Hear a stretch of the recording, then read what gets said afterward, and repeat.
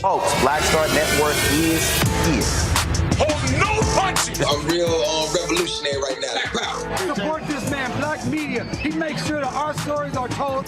Thank you for being the voice of Black America, Roland. Stay black. I love y'all. All momentum we have now, we have to keep this going. The video looks phenomenal. See, this difference between Black Star Network and Black-owned media and something like CNN. You can't be Black-owned media and be scared. It's time to be smart. Bring your eyeballs home. You dig?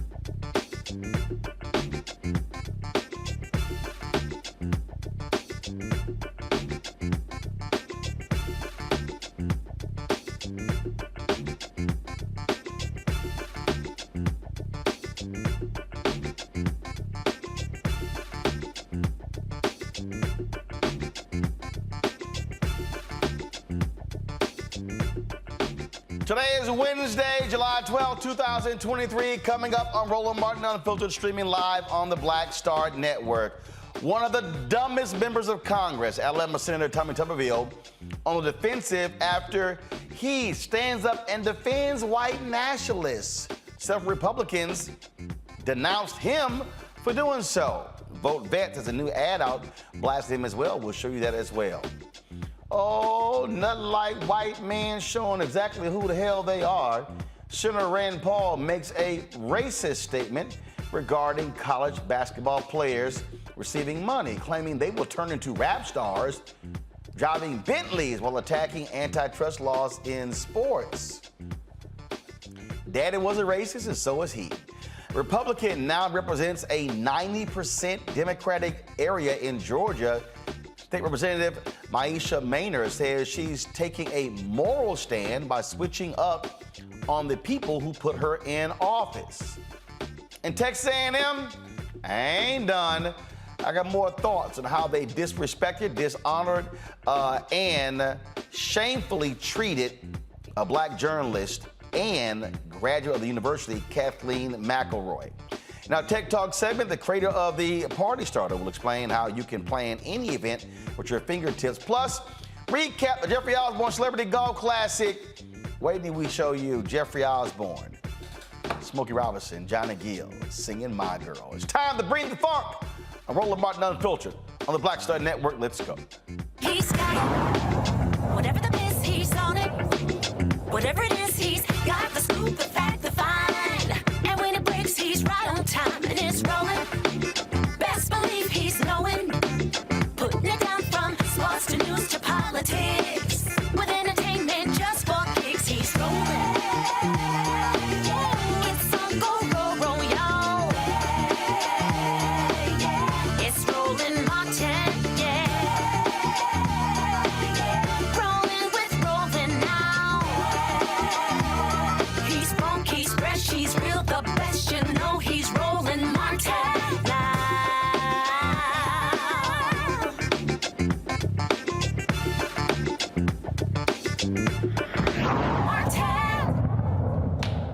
If you want to find out who's racist, all you got to do is just wait for them to open their mouth.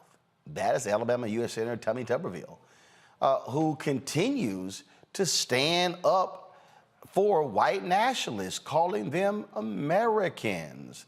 Now, Tuberville, who's intentionally blocking military promotions over a Pentagon policy granting leave for active duty service members seeking reproductive health care, says America needs white nationalists in the military. and he thinks classifying white nationalists as racist, well, that's just your dadgum opinion. Watch this. We're showing our adversaries we're weak. All we got to do is go back and look at Joe Biden's, what he's done to our military with the woke ideas, with the CRT that we're teaching in our military. We are losing in the military so fast, our readiness in terms of recruitment. And why? I can tell you why. Because the Democrats are attacking our military, saying we need to get out the white extremists, the white nationalists, people that don't believe in our agenda as his Joe Biden agenda. They're destroying it. This year, we will not reach any recruiting goals in the military. So if we want to talk about looking weak, that's where we're going to look weak. We cannot start putting rules in there for one type, one group, and make different factions in the military, because that is the most important institution in the United States of America and our allies, is a strong, hard-nosed killing machine, which is called our military. You mentioned the Biden administration trying to prevent white nationalists from being in the military. Do you believe they should allow white nationalists in the military? Well, they call them that. I call them Americans. What happened after January the 6th, and I was here on January the 6th, we were attacked on the Senate floor saying that all these people that came into the Capitol were extremists. They were against the country. There was a lot of people, there was probably 100 of them that came in, broke windows and broke doors that should have been locked up. That's not how we do it in America, but there were hundreds of thousands that didn't come in outside that were true Americans that believe in this country. Well, that's what they called them. Well, that was May 10th. This was the other day on CNN, and the idiot, still an idiot. I do want to give you a chance to clarify some comments you made recently on white nationalists serving in the military. For those who are watching, if they haven't heard your remarks, this is what you said. Do you believe they should allow white nationalists in the military? Well, they call them that. I call them Americans. Do you want to explain those comments, Senator? Yeah, first of all, I'm totally against any type of racism, okay? I was a football coach for 40 years, and I dealt and had opportunity to be around more minorities than anybody up here on this hill. But when our military has been attacked, was being attacked after 9/11, after January the 6th, and that was my first day on the because he was a football coach, he been around more minorities on the Hill. I think it's some black people who represent black people might could take exception to that dumbass comment. But then again, we are talking about a fool. Press play. Floor. I thought it was outrageous of what senators from the Democratic side, Chuck Schumer said on the floor that night, calling out people, calling people racist, calling people nationalists, white nationalists. White nationalists is just another word that they want to use other than racism. I'm totally against anything to do with racism. But the thing about being a white nationalist is just a cover word for the Democrats now, where they can use it to try to make people mad across the country, identity politics. I'm totally against that. But I'm for the American people. I'm for military. I'm for Christian conservatives, Democrats, whoever wants to be in the military to fight for this country, to protect this country. That's what it's all about. But just to be clear, you agree that white nationalists should not be serving in the U.S. military. Is that what you're saying? If people think that a white nationalist is a racist, I agree with that. I agree they should. A white nationalist is someone who believes that the white race is superior to other races. Well, that's some people's opinion. And I don't think, That's not opinion. Pardon? What's your opinion? My opinion of a white nationalist, if somebody wants to call him white nationalist, to me is an American. It's an American. Now, if that white nationalist is a racist, I'm totally against anything that they want to do, because I am 110% against racism. But I want somebody that's in our military, that's strong, that believes in this country, That's an American that will fight along anybody, whether it's a man or woman, black or white, red. It doesn't make any difference. And so I'm totally against identity politics. I think it's ruining this country, and I think that Democrats ought to be ashamed for how they're doing this, because it's dividing this country and it's making this country weaker every day. But that's not identity politics. You said a white nationalist is an American. It is identity politics. You said a white nationalist is an American, but a white nationalist is someone who believes horrific things. Do you really think that's someone who should be serving in the military? Well, that's just a name that has been given. I mean, it's not. It's a real definition. There's real concerns about extremism. So if you're going to do away with most white people in this country out of the military, we got huge problems. It's not. We got huge problems. It's not people who are white. It's white nationalists that have a few probably different beliefs. Right? That have different beliefs. Now, if racism is one of those beliefs, I'm totally against it. I am totally against racism. But there's a lot of people that believe in different things. Is racist, Senator. Well, that's your opinion. That's your opinion. But if it's racism, I'm totally against it. I am totally against any type of race or any type of racism. I don't care what it's in. Well, the next day, an ABC reporter asked Tuberville about his definition of a racist. Can you explain why you continue to insist that white nationalists are American? Listen, I'm totally against racism. And if the Democrats want to say that white nationalists are racist, I'm totally against that too. But that's not a Democratic definition. The definition of a white nationalist is someone. My definition. It is the definition. The definition is that the belief that the white race is superior to all other races. Totally out of the question. So do you believe that white nationalists are racist? Yes, if that's what a racist is, yes. Thank you. That is the definition. Well, that, of course, came after a number of Republicans lit his ass up. You know, white supremacy is simply unacceptable in the military and in our whole country. But do you agree that white nationalists are racist? If you're a white nationalist, absolutely. Well, Tuberville said back then to Chuck Schumer and them Democrats on January 6th, they were just sitting there calling all different people racist, and they were just throwing that stuff around. They were calling them racist. Do y'all recall this on January 6th?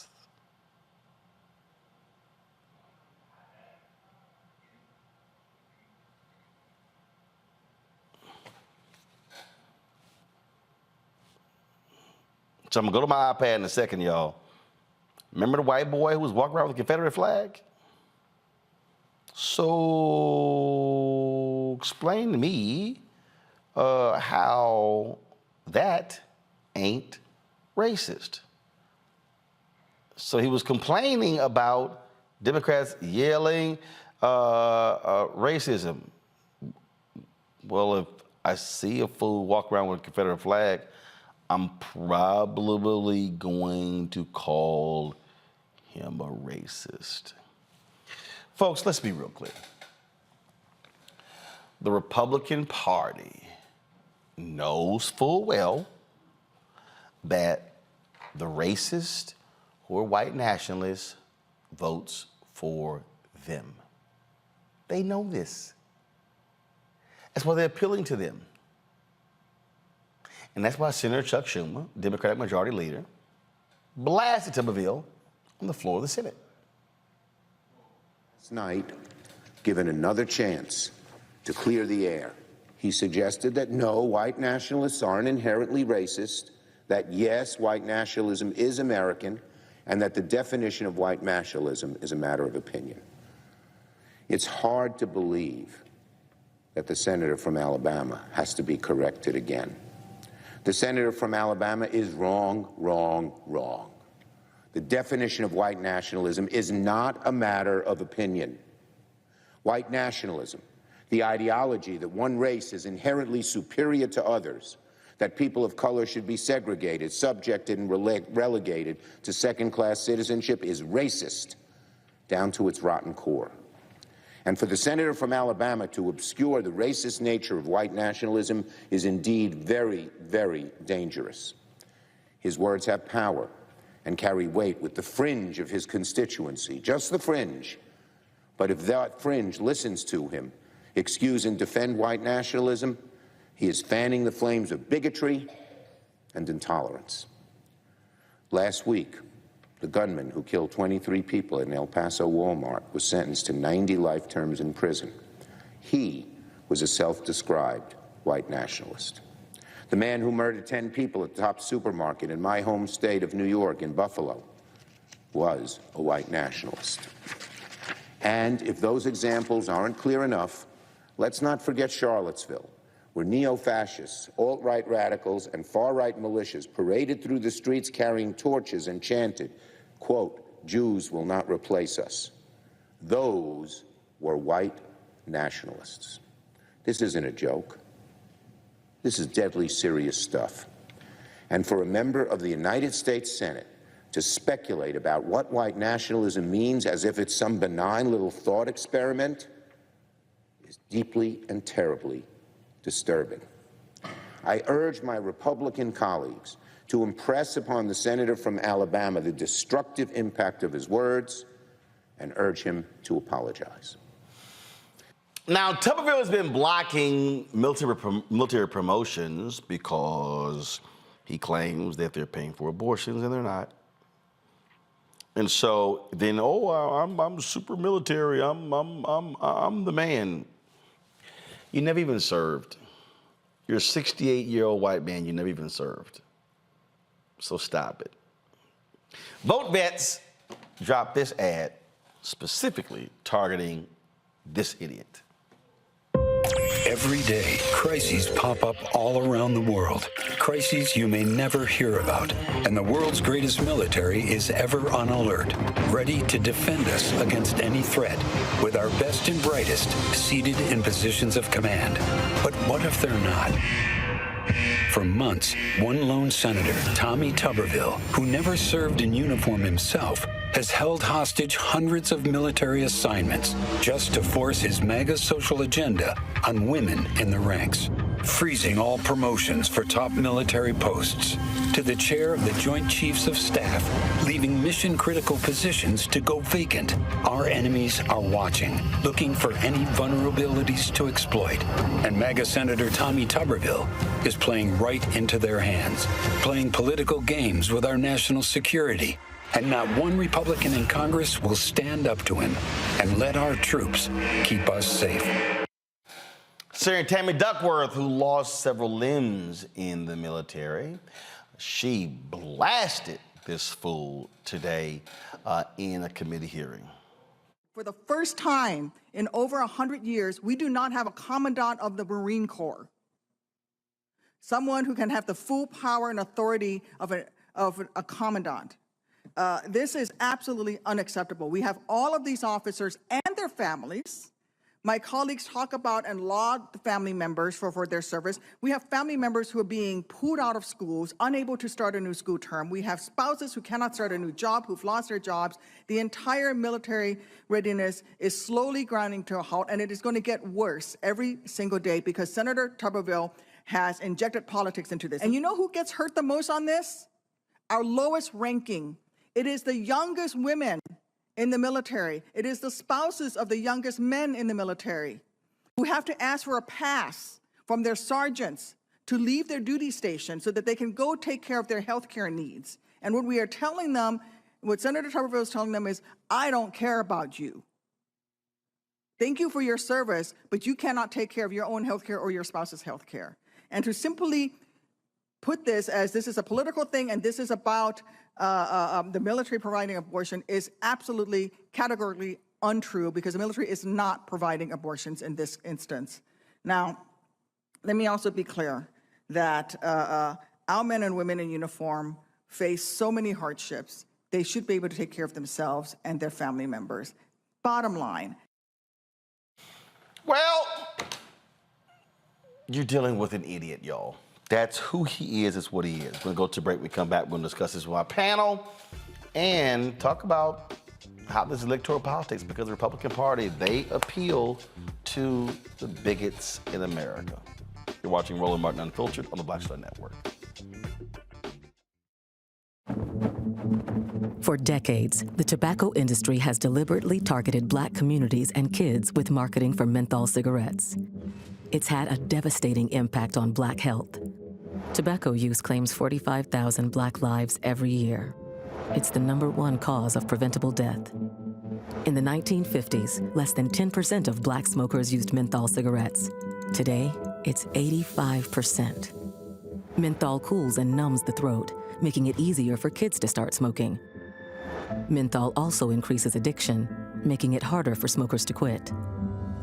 Menthol cigarettes are a big reason why Black Americans have a harder time quitting smoking and die at higher rates from smoking-related diseases like cancer, heart disease, and stroke. It's time to stop Big Tobacco from profiting off Black lives. An FDA ban on menthol cigarettes will improve Black health, save lives, and protect future generations from addiction. Learn more at tobaccofreekids.org/ban menthol. Black Star Network is here. Oh, no punch! I'm real revolutionary right now.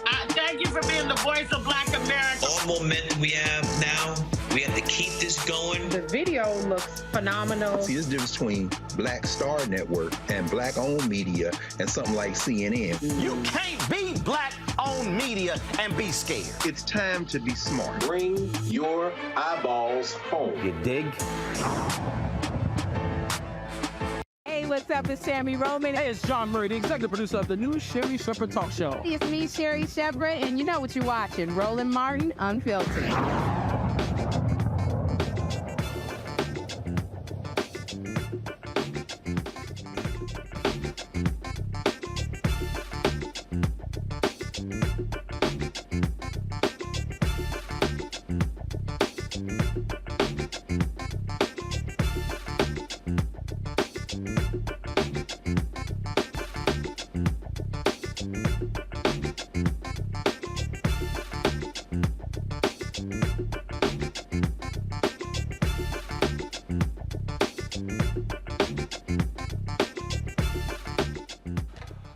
My panel, Robert Patillo hosts People, Passion, and Politics News Talk, 1380 WAOK out of Atlanta. Rebecca Carruthers, Vice President, Fair Elections Center. She's in D.C. Killa Bethea, Communication Strategist in D.C. as well. Rebecca. I'm not a racist, and I don't, I'm racist, and so I've been around a lot of Black people, a lot of minorities, and so I know them people.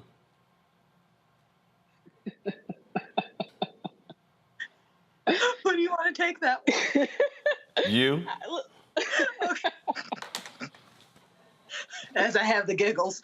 You know, I find it incredibly disingenuous on both sides of the aisle with the notion that people did not think that Tuberville was racist in the first place.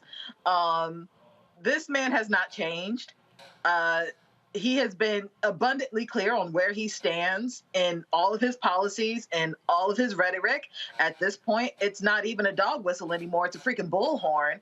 And it is just, it should not surprise me, but it does when people are like, oh my gosh, he doesn't think that white nationalism is racist. Well, he's a white nationalist. Of course he wouldn't think that he's racist. You know, he literally said, oh, I coach Black people. I'm not racist. Like, what are we doing here? I feel like it is very, very fake of the politicians on the Hill to think and insinuate that he is ignorant. He is incredibly smart. And that's more or less how he even got, elected in the first place, with these dog whistles that are really bullhorns, with this rhetoric that is inherently racist, with these policies that are not just conservative, not just right-wing, but racist. It should not be a surprise to anyone where this man is coming from, because he's been saying it all along. This isn't even a wolf in sheep's clothing. He's naked at this point with his racism. I don't understand why this is shocking to anyone. I think, if anything, people are feigning shock in order to placate their own respective bases, because up until this point, they just let this man be. The thing here,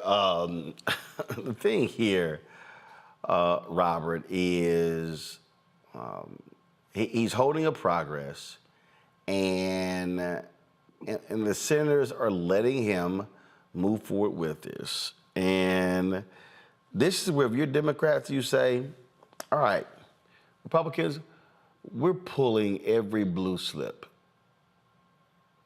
You want to play these games? We got you. We're going to ignore all of your holes on any nominees. This is how you have to play hardball with this fool. You know, I actually support Tommy Tuberville on this. I wish more Republican senators would be this honest. Do we really believe that Mitch McConnell isn't racist because he spoke out against white nationalists? Do we really believe that Rick Scott isn't racist because he said Tommy Tuberville was wrong to talk about white nationalists in this nature? No, they just simply know how to play the political game better, and they can have the same racist policies. They just won't say the quiet part out loud. I like when people tell me exactly who they are. I like when people are honest. I'm glad that Tommy Tuberville laid out exactly his position. And I reposted this interview when it happened, and I had conservatives hop all over Instagram talking about he's right. To be a white nationalist doesn't mean that you're racist. What is racist about it? I like knowing exactly where people stand. I don't want somebody spitting at me and telling me that it's raining. I want to know exactly where you stand on these positionings. So the idea that the segregationist senator from Alabama might be racist isn't exactly breaking news for me. That has been pretty much the exact thing you can say about every Alabama senator since the founding of Alabama. But what I do think we have to concentrate on is exactly what Tammy Duckworth was talking about. The fact that one senator can degrade American military readiness, and the fact that at a point in time when China is on the ascendancy, as the Republicans keep telling us, when military readiness is at an all-time low, as Republicans keep telling us, when you have Russia on the march in Eastern Europe, which Republicans keep telling us, you have a Republican senator blocking the military, blocking appointments, and simply put, in the next election cycle, they will still run out here carrying the American flag, waving it, saying how much they support their military, but Democrats have to hold their feet to the fire on exactly this, the fact that they are holding up medical treatment for female military members. You have enough sense to go sacrifice yourself and put yourself in harm's way to defend America, but we don't think you have enough sense to make healthcare choices for yourself. So I'm not worried about the segregationist senator being a segregationist senator. I just remind people that but for Herschel Walker losing, Tommy Tuberville wouldn't even be the dumbest senator in the United States Senate. He would be, bottom 2 or 3, but he wouldn't even be the lowest on the totem pole. We need to be holding their feet to the fire. You're exactly correct. Democrats have to ignore Tommy Tuberville, go directly around him. Look at the United States Supreme Court right now. President Obama could have done a recess appointment with Merrick Garland, but he decided to play by the rules, play by Mitch McConnell's rules, and that's why we have a 6-3 Republican majority on the Supreme Court. That's why we don't have affirmative action. That's why we had a segregation ruling. That's why we don't have women's health care. So I don't give a damn about Tommy Tuberville. I do not care about his positioning. I do not care about him being a segregationist. He can go back to Alabama right now, but I do think Democrats have to go directly around him and then dare Republicans to do something about it. Dare them to go to the American people and say, I'm telling, they went around us when we were trying to block the military. They're not going to do it. Call their bluff on this. And also for black athletes out there, you hear the way these SEC and ACC coaches talk about you. Are you really want to go play for them where you can go play at Clark Atlanta or Morehouse or Grambling or FAMU or anywhere else? The NFL and the NBA will find you. You do not need to go play for an old segregationist head coach in order to make it to the league anymore. Rebecca? I mean, I'm at a loss here. I almost want to defend Tommy Tuberville also, because here's the thing. He literally said he's not racist because of osmosis. He said because you coloreds played on my football teams, I can't be racist because I was around you. He then said, well, you coloreds are also on the Hill, and I deign to bring my existence around you, so therefore I'm not racist. And I guess according to him, old school racism, or how he defines racism is, well, if I don't like you coloreds, because I'm using that word, kind of want to use the other word, if I don't like you coloreds, then you wouldn't be in front of me. And he feels like he has progressed from the previous generation of racists that maybe he descended from. I don't know. But bottom line, thinking back to that Republican primary, it was him or Jeff Sessions. And so for Mitch McConnell and Rick Scott and for the rest of them to act like, oh, no, that's not what we do. That's not what our party is. But you're scraping at the bottom of the barrel. And quite frankly, yeah, you know, I would rather that racists in Congress, racists in the police, racists in the military would just show us who they are and wear their hoods and let us know that, yep, I'm a racist. I would much rather that. But I will also say, Robert, to your point, it wasn't just the ACC and SEC. I grew up in Big 8 territory. It also happened in the other conferences as well. Yeah, it's called America. All right, y'all, gotta go to break. When we come back, the hood comes off of Rand Paul during a Senate hearing. Boy, they really don't like it when the blacks start making money. Wait till we show you what this fool actually said. You're watching on YouTube, hit the like button, y'all. We want to be over 1,000 likes in the next 10 minutes, so let's make that thing happen. That's first. 2, download our Black Star Network app. Apple phone, Android phone, Apple TV, Android TV, Roku, Amazon Fire TV, Xbox One, Samsung Smart TV. You can also, of course, join our Brain and Funk fan club. Your dolls make it possible for us to do what we do. And that is, of course, cover stores all across the country with our staff. Look, your dolls are absolutely needed. Our goal is to get 20,000 fans contributing at least $50 a year, $4.19 a month, 13 cents a day. Send check and money orders to P.O. Box 57196, Washington, D.C. 20037-0196. Cash App, $RM Unfiltered. PayPal, R Martin Unfiltered. Venmo is RM Unfiltered. Zelle, Roland at RolandSMartin.com.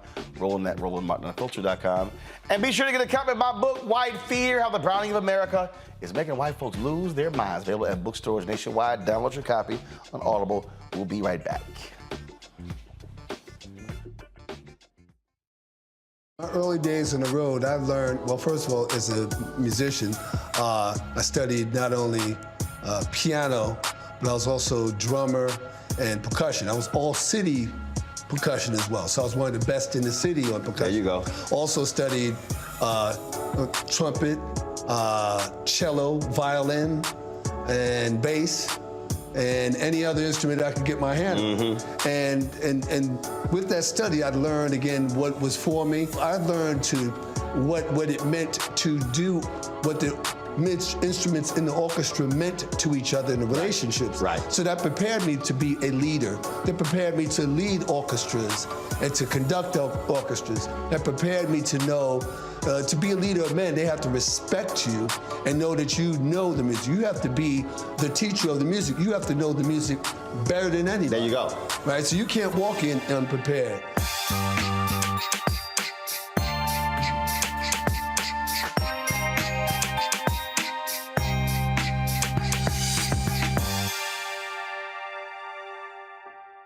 Up next on The Frequency with me, Dee Barnes. She's known as the Angela Davis of hip-hop. Monet Smith, better known as Medusa, the gangsta goddess, the undisputed queen of West Coast underground hip-hop. Pop locking is really what indoctrinated me in hip-hop.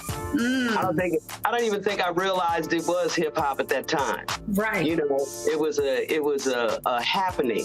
It was a moment of release. We're going to be getting into her career, knowing her whole story, and breaking down all the elements of hip-hop. This week on The Frequency, only on the Black Star Network. Hey, what's up? Geek Theory in the place to be. Got Kicked Out Your Mama's University, creator and executive producer of Fat Tuesdays, an air hip-hop comedy. But right now, I'm rolling with Roland Martin, unfiltered, uncut, unplugged, and undamn believable. You hear me?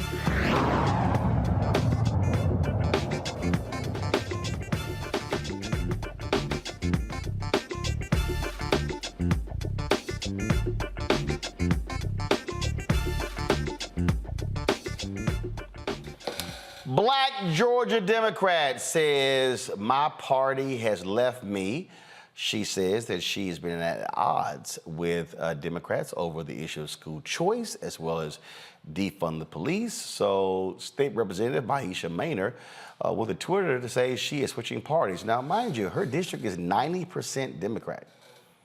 She was elected 2021. She said, quote, "My name is Representative Meisha Mainor, and today I made the decision to leave the Democratic Party. I represent a blue district in the city of Atlanta, so this wasn't a political decision for me. It was a moral one. I will never apologize for being a black woman with a mind of my own." She now is Georgia's only black GOP member, and she told Atlanta affiliate WSB what led to her decision. There have been several bills that have passed in the last 3 legislative sessions that I've been here at the Capitol. And it's clear that there are some value differences, mainly in education, public safety, and victim rights. Every single thing that I have done at the Capitol, and when I mean everything, every single thing since I was elected, my former colleagues have tried to sabotage it. Now, she also posted this reason on Twitter: "I didn't leave the Democratic Party. The Democrat Party left me when it embraced left-wing radicalism, lawlessness, and put the interests of illegal aliens over the interests of Americans. I have nothing to apologize for." Congresswoman Nikema Williams, who heads the Georgia Democratic Party, released the following statement. She said Representative Meisha Mainor's switch to the GOP is a stinging betrayal of her constituents who elected a Democrat to represent them in the state legislature. House District 56 deserves a representative who would do the job they were elected to do, including fight for high-quality public education. Georgia Democrats look forward to electing a strong Democrat next year in HD 56 who will serve the people, not personal political ambitions. In an April interview with Axios, Mainor said she had never switched parties and intends to run for re-election when her term expires next year. We contacted Representative Mainor and asked her to come on the show to explain in depth why she switched parties, but she did not respond to our request. Joining us now from Sandy Springs, Georgia, is the chair of the North Fulton Democrats, Dante Carter. Dante, glad to have you here. So this is what. So the district is 90% Democrat. So how is she representing her constituents by becoming a Republican if her constituents are 90% Democrat? Yeah, and overwhelmingly black. And I think that's part of the reason why I'm wearing this shirt today, Justice for Jimmy. I'm speaking of Jimmy Atchison here. Jimmy's case is one of the many cases of why I even stepped into this role as the North Fulton Dems chair, because it was important to ensure that the concerns of the people in my community were being heard. One of the things that Representative Mainor has done is done a great job of elevating the voices of these families, such as Jimmy Atchison's family. His father's name is Jimmy Hill. She's done a great job of elevating these voices. She'll put the proclamations out saying that she stands for police accountability and elevating them, bringing the cameras around. And of course, what our chair, Nikema Williams, has really hit at is the fact that she's done all these things for personal gain. It hasn't been about the people. And I want to challenge people to look at her record. Look at what she's done for her community. She talks a lot about education, but what have you done for education? What have you done for your community? What have you done for economic development? What have you done to make that impact? What have you done to fight back against gentrification and actually keep your residents in their homes? And there's a lot that's being said. I've spoken to people in her district. Jimmy Hill is one of those people, and that's why I'm wearing this shirt, because at the end of the day, what she did is she laid a whole lot of people out to dry. She didn't hold up the people. We're going over to a party where the governor arrested a Democrat black elected official and dragged her out of the Capitol. You have Representative Park Cannon on the show. You're familiar with that story. We're talking about going over there, fighting a party that's been active in suppressing black votes. How does that benefit your community? Well, here's what I don't understand. First of all, I support school choice. There's actually a group called Democrats for Ed Reform. There are a number of Democrats who actually support school choice who are still Democrats. So I'm just trying to understand what's her point. Again, This is about her. This isn't about the people, and that's why it doesn't make sense, because it's not about the people. If there was interest in how the people felt, she would have actually been doing what the people elected her to do. That's an overwhelmingly black voter electorate. That's an overwhelmingly Democratic base, and so this isn't about the people. This isn't about the constituents, and that's why those moves. Questions from my panel. Robert, you're there in Georgia. Make sense of this? And Dante, good to see you. So this is my thing. Is she auditioning to be the new Vernon Jones? Because that appears to be the only logic in this, that if you're figuring out what to do with this, you know, that she's not going to progress in the Democratic Party. More than likely, she was going to lose her next election. There wasn't really a political future, but if you hop on the Vernon Jones train, you might be speaking at the next Republican National Convention. You know, there's an opening with Diamond and Silk. Maybe they're hiring. What do you think is the logic behind this? You know, at the end of the day, we saw what happened to Vernon Jones. He went home. He's on a first-class flight to the same place, period. When you do anything for clout, we're going to sit you out. Well, simple as that. Rebecca? So, you know, I think Mainor needs a civic lesson here, because the last time I checked, the Georgia House of Representatives is overwhelmingly Republican. The last time I checked, the Georgia Senate is overwhelmingly Republican, which means that if anything is going to pass in the Georgia House or Senate, it's going to have to be fully supported by Republicans in the Georgia Senate and Georgia House. So my question, or I guess maybe my comment here, is if Mainor is upset that there isn't a greater push for school reform by the use of vouchers, or if she's upset that there isn't an increase in public safety, or if she's upset, what was the other thing she said she was upset about? I think it was about victims' rights. Wouldn't that actually be the party that she just joined fault that those things haven't happened legislatively in Georgia? You know, I got a shirt on representing one of those victims, right? And so again, this isn't about the people. This is about her agenda, and I think we got to be clear on that. I chair the party up here in North Fulton.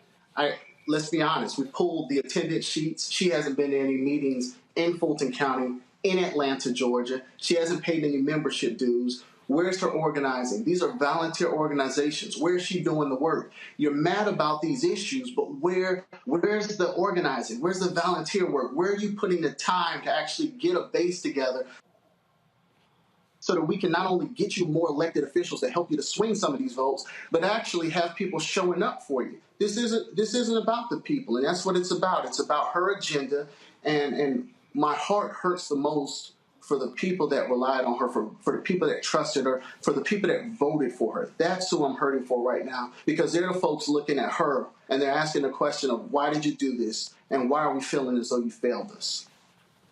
Kelly.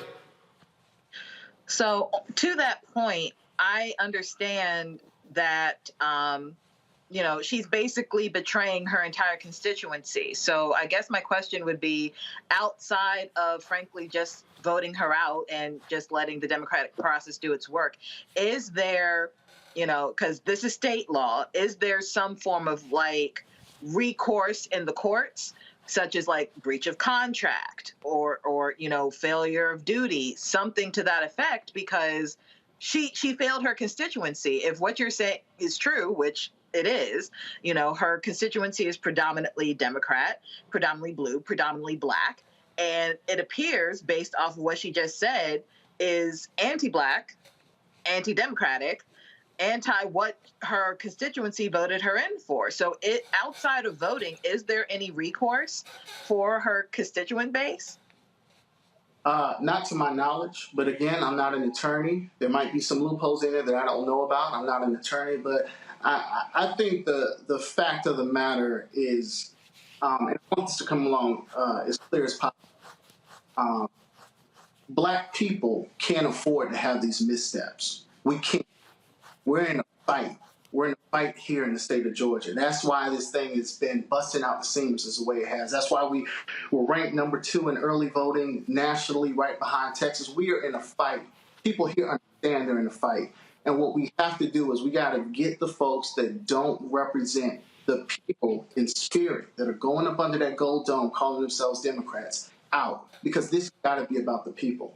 It's not about the people. This thing's going to fall apart. And I'm not here for anything to fall apart. I'm here to organize, mobilize. I'm here to make an impact. All right. Dante Carter, we appreciate it. Thank you so very much. Thank you. Folks, we come back. Senator Rand Paul shows he's really, really dumb and loves to make racist comments. We'll have it for you next on Roland Martin Unfiltered on the Black Star Network.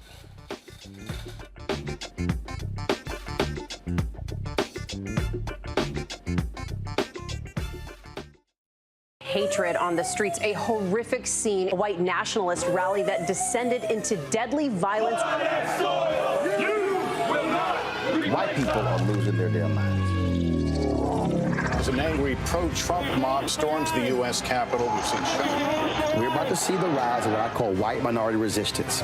We have seen white folks in this country who simply cannot tolerate black folks voting. I think what we're seeing is the inevitable result of violent denial. This is part of American history. Every time that people of color have made progress, whether real or symbolic, there has been what Carol Anderson at Emory University calls white rage as a backlash. This is the rise of the Proud Boys and the Boogaloo Boys. America, there's going to be more of this. Here's all the Proud Boys, guys. This country is getting increasingly racist in its behaviors and its attitudes because of the fear of white people. The fear that they're taking our jobs, they're taking our resources, they're taking our women. This is white fear.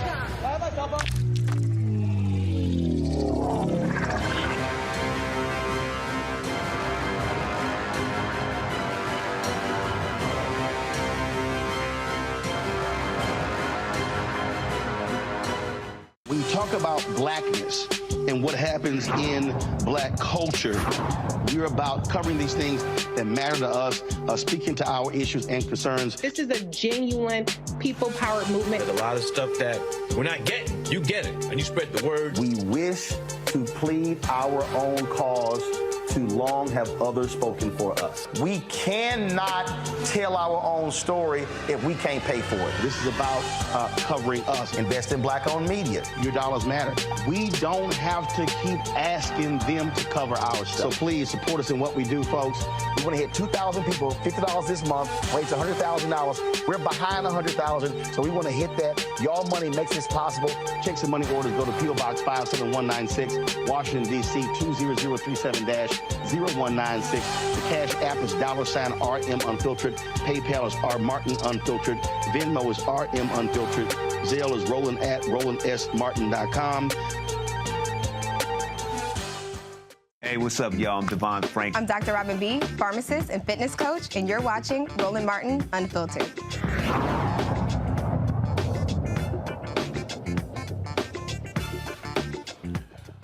Well, Senator Rand Paul's dad, former Congressman Ron Paul, was quite efficient with releasing racist information in his newsletter. Well, just like father, just like the son. During a hearing about antitrust issues with sports, the Kentucky senator made this rather racist comment.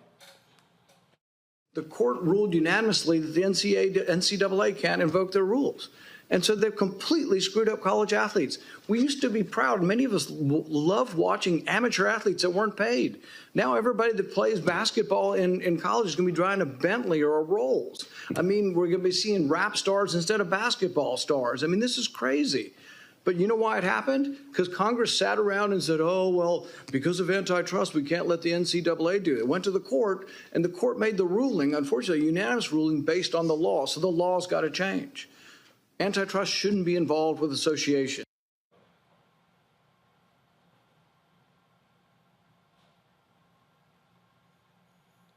Come again? Did he really say that? Press play. The court ruled unanimously that the NCAA can't invoke their rules. And so they've completely screwed up college athletes. We used to be proud. Many of us loved watching amateur athletes that weren't paid. Now everybody that plays basketball in college is going to be driving a Bentley or a Rolls. I mean, we're going to be seeing rap stars instead of basketball stars. I mean, this is crazy. But you know why it happened? Because Congress sat around and said, oh, well, because of antitrust, we can't let the NCAA do it. It went to the court, and the court made the ruling, unfortunately, a unanimous ruling based on the law. So the law's got to change. Antitrust shouldn't be involved with association. Okay, so if I was...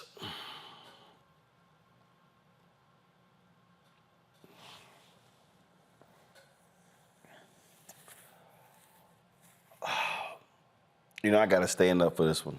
I can't do it.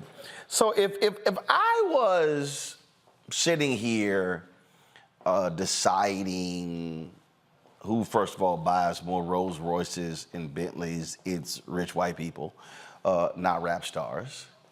And then he makes this comment about, oh, I remember the day when things were so great.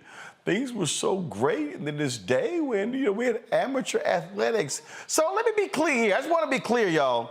So we don't mind coaches. We don't mind coaches making $6, $7, $8, $9, $10 million, driving Mercedes, driving Bentleys, driving Rolls Royces. Oh, but now it's a problem because the players are getting paid. See, we don't mind that form of slavery of getting free labor, but no, Senator Rand Paul now is upset because it's now somehow upended the whole process because now the very people who are doing the labor, largely black people, they are now benefiting from the same system. So he then says, oh my goodness, we're now going to be getting rap stars instead of sports stars. Robert, when we talked about Tommy Tuberville, you said, hey, I appreciate Tuberville saying this because he told us exactly who he is. That's exactly what Senator Rand Paul did. See, now, Robert, now I understand why his neighbor kicked his ass.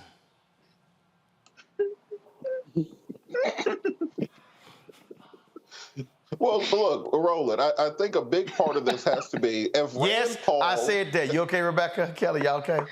Y'all okay? I'm never okay. I am never okay on this show. I'm just saying, man. I just said it. I understand why his neighbor beat that ass. Look, is there a video? We need video. Right? There has to be a Ring camera somewhere in that neighborhood. I mean, there has to be a video of that. And you ain't lying. Whoop that trick. Whoop that trick. Robert, go ahead. What I don't quite understand is if Rand Paul is such a big fan of people working for free, why does he take a salary as a senator? Shouldn't he say, well, for the good of the country and as a patriot and in the name of, you know, amateurism and politics not being bought out, I'm not going to take a salary. And it's interesting to me, he has a bigger issue with college athletes being paid for the services they render than he is with Supreme Court justices being paid by their sugar daddies in order to make decisions. It just came out today that Clarence Thomas was getting Venmos from lawyers who have business before the Supreme Court. No. Factually, that wasn't Clarence Thomas. It was reported that one of his staffers was getting. One of his staffers. Go ahead. Yes, the person who worked for Clarence Thomas was getting money via Venmo from lawyers who have business in front of the court.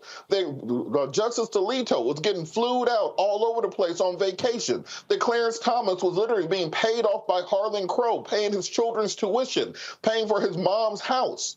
But yet and still, you have a problem with an 18-year-old who's in college, who has nothing but maybe a scholarship, getting NIL money, not getting money from the institution, but money that they earn from their social media platforms. That's what NIL money is. Not every athlete gets it. Very few actually get it because very few have the type of social media following that Arch Manning or that Bronny James has to bring in these millions of dollars. So this idea that now all these athletes will become rappers, guess what? Athletes will become becoming rappers in the first place because that's the only way you can actually make some damn money while you're doing two-a-days with Nick Saban down in Alabama or running your head against a wall for Tommy Tuberville. These people are absolutely ridiculous. Then this idea that they have of second-class citizenship for black people.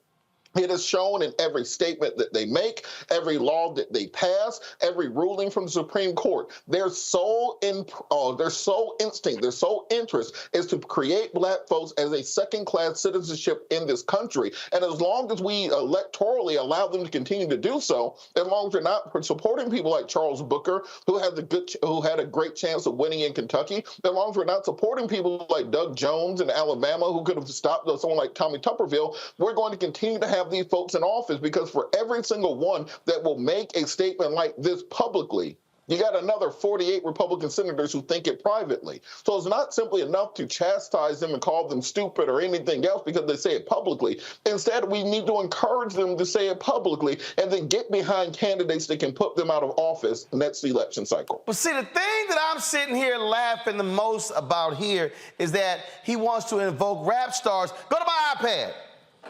Watch this here, y'all. Here's a story right here.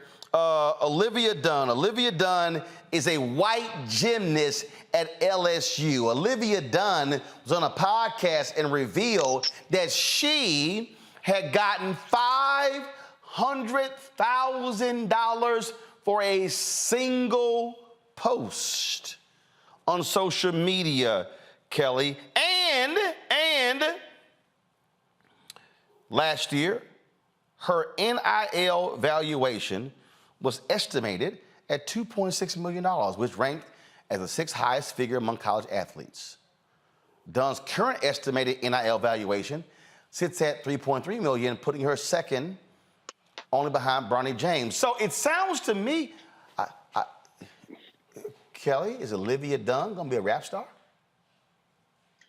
Sure, why not?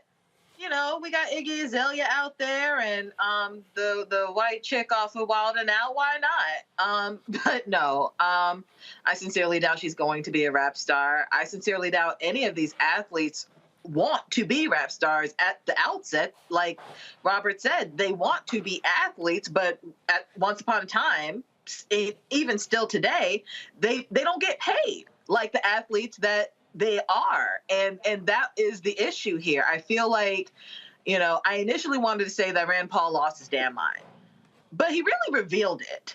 And I think that's what we're seeing here. We're seeing a revealing of damned minds in that these thoughts never went away. This rhetoric never really went away.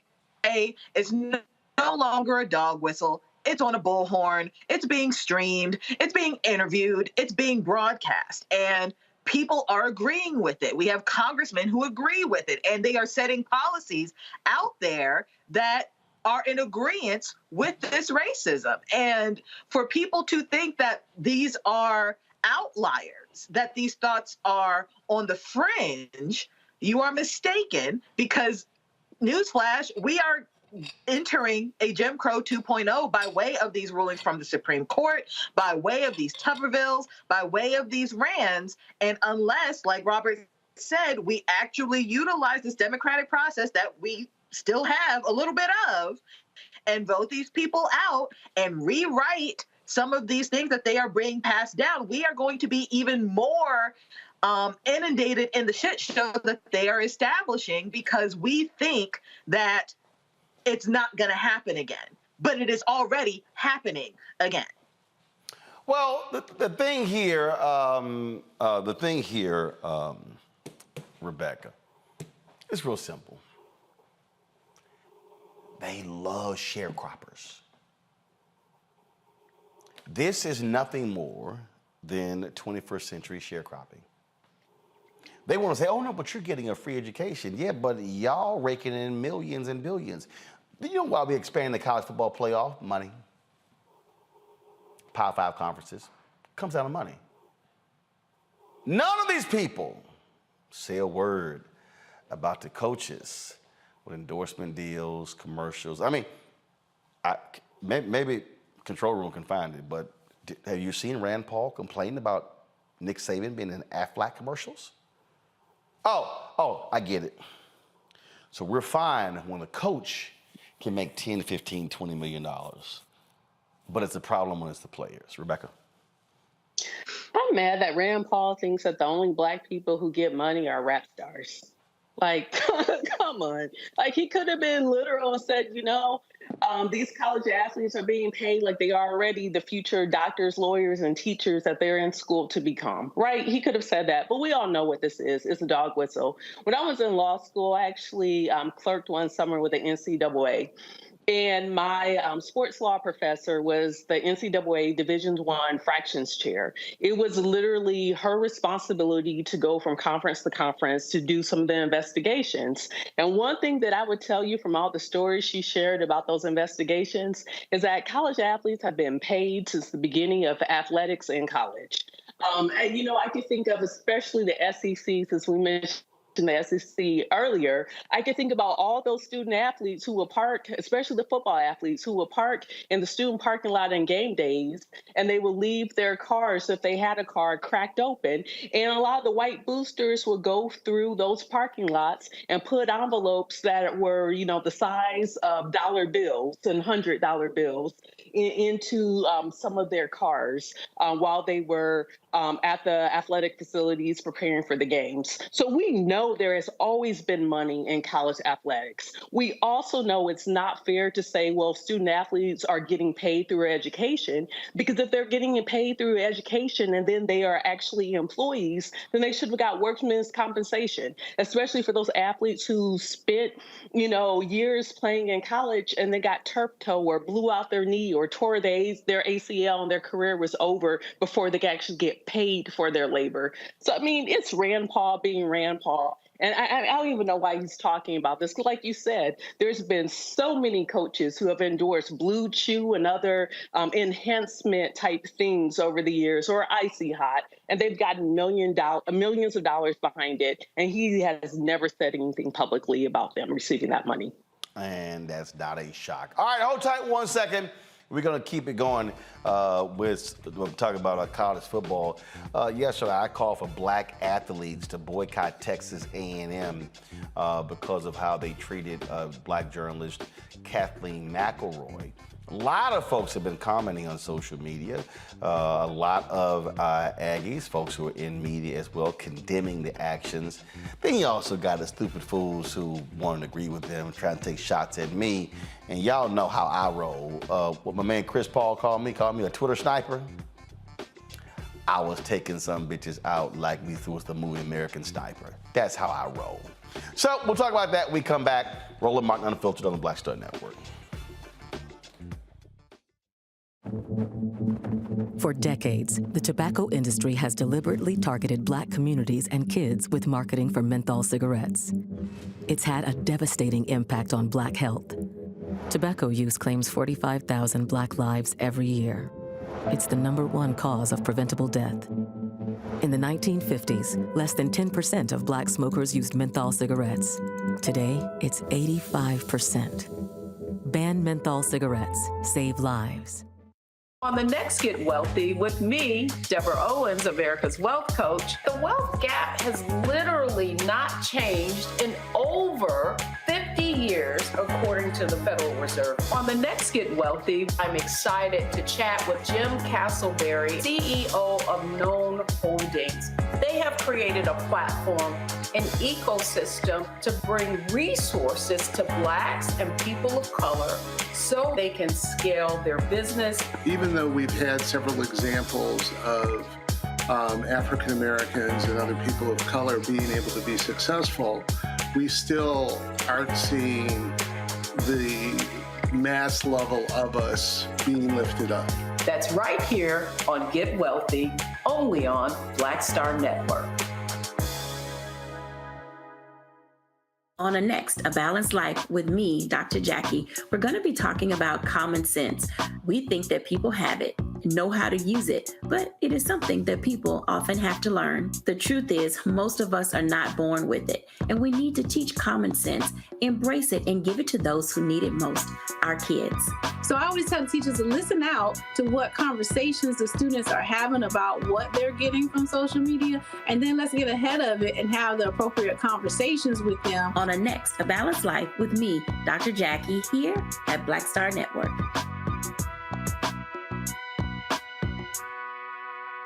Next on the Black Table with me, Greg Carr. Succession. We're hearing that word pop up a lot these days as our country continues to fracture and divide.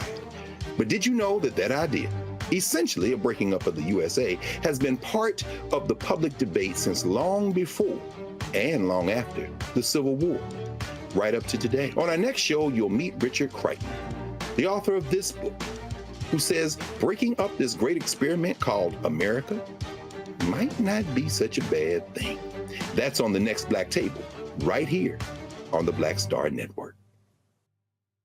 Hello, we're the Critter Fixers. I'm Dr. Bernard Hodges. And I'm Dr. Terrence Ferguson. And you're tuned in to Roland Martin Unfiltered.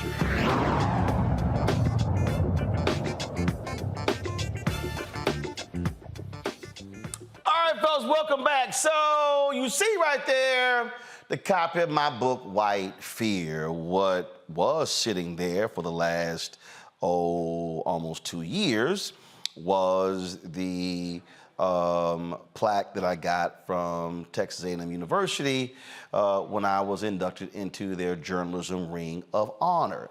I chose to remove that from the set yesterday after what they did to Kathleen McElroy, professor at the University of Texas, who they agreed to hire to lead the journalism department trying to rebuild it. Then they rescinded the offer. In fact, they changed the offer on 3 separate occasions because some folks inside began to complain about, how she focused on race and diversity in her work and then her reporting for the New York Times.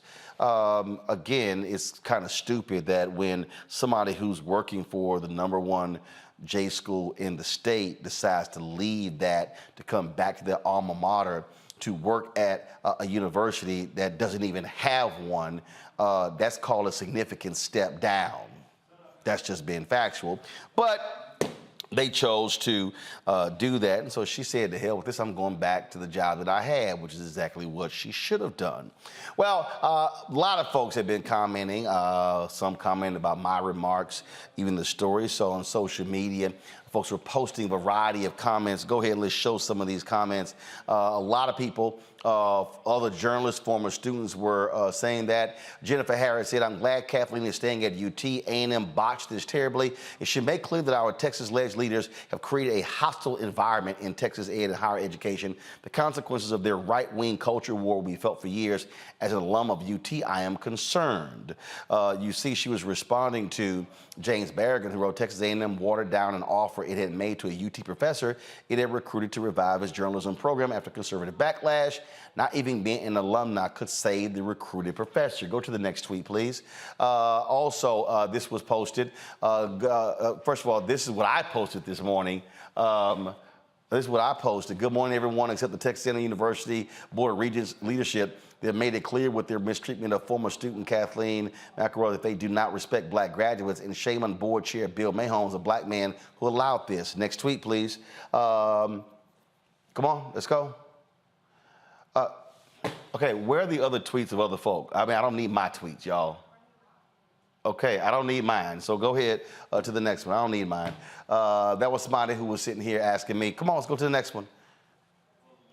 Okay, all right. So anyway, there were a number of people who were tweeting a variety of tweets and posting comments. And see, the thing that was just crazy to me, when you look at what is going on here, when you look at what the reaction, people have been blasting them because they say it literally makes no sense. It makes no sense that you recruit somebody and then you would essentially come up with some BS that has nothing to do with the job to then say, well, why we're not going to offer this person the contract. It just makes no sense whatsoever.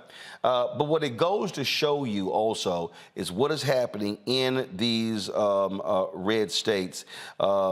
In these red states, where these Republicans and largely white conservatives are doing what they are doing, what they're upset with and they're angry with. They're angry with anybody who, frankly, is black. I told y'all, the University of Florida, they had 3 positions open in their Department of African American Studies. They could not get folks to apply for the jobs. So what you're about to see, first of all, you're going to see more of this. That's first of all, you're going to see more of this.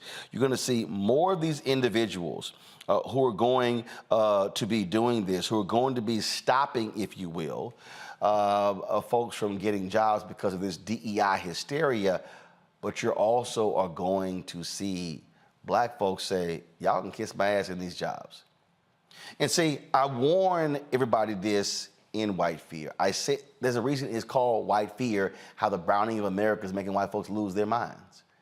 You see, they decided to say, oh, we don't want this woman. Now, damn the fact that she's frankly overqualified. Let me be perfectly clear, okay? Texas A&M Journalism Department sucked when I was there, okay? You don't even have one. So you got somebody of high quality to come back to build something, and you fools screwed that up, and you didn't even know how to do it right. So now you want to sit here and essentially make up some stuff. Now, university hasn't responded. I've reached out to the president, to the chancellor, John Sharp, the president, Kathleen Banks, Bill Mayholmes, the board chair. None of them have responded. This is what Sherilyn Eiffel tweeted: the outrageous treatment of a distinguished journalist, Kathleen McElroy, by Texas A&M is beyond the pale. They will pay dearly for this disgrace. The choreography mirrors the treatment of Nicole Hannah-Jones by UNC. Unions are bowing to white supremacy. And don't be surprised if they get slapped with a massive lawsuit, and they should also absolutely lose. But you know, and so you know, again, this is what you're dealing with. You're dealing with the gross mistreatment, and the thing is, why would you sit here? Why would you sit here and literally say we're going to pull an offer and change the terms for no reason whatsoever? Teresa Woodard tweeted, I stood over this all day long and my feelings of disgust only deepened the more I thought about it. I'm so embarrassed by what my alma mater did to Kathleen McElroy. That's what she tweeted. She's a journalist there as well. Mark Lukowicz, shameful episode at TAMU, Texas A&M recruiting, then bowing to outside pressure to effectively unhire Kathleen McElroy to provide his journalism program, a disturbing pattern vis-a-vis Nicole Hannah-Jones and UNC. Remember, of course, UNC was going to hire her for a tenure position. They had one of their donors out of Arkansas object to that. And so what they then did was they pulled the offer. Then after they got embarrassed, they reinstated the offer. Then she was like, "Yeah, I'm good," and took her towels to Howard University. This right here, Texas Scorecard. This is a right-wing site. Texas Scorecard, headed up by Texas Aggie Michael Quinn Sullivan, did a smear job on Kathleen McElroy after she was offered a tenured job to bring back the journalism department at A&M. The offer was withdrawn after the Scorecard story. And so what you have to understand, folks, is how these hardcore right-wing conservatives, what they are doing, how they are using their power to lie, to make stuff up, and to intimidate others. My man Clarence Hill, who's a UT graduate, he says the university celebrated its decision to hire Kathleen McElroy to revive his journalism program. She says she's staying at UT after she felt judged because of her race and gender. Now, what was so stupid is, why would you actually have a big ceremony celebrating somebody, but then you get rid of them? And see, this is the thing right here, and I think, and this is sort of twofold. So President Kathleen Banks and Chancellor John Sharp, clearly they were on the same page to hire Kathleen McElroy. But it wasn't until they go to the Board of Regents where all of a sudden they begin to interject. So here's the first thing. Why in the hell is the Board of Regents getting involved in personnel matters like this? And Kathleen Banks, why didn't you fight harder?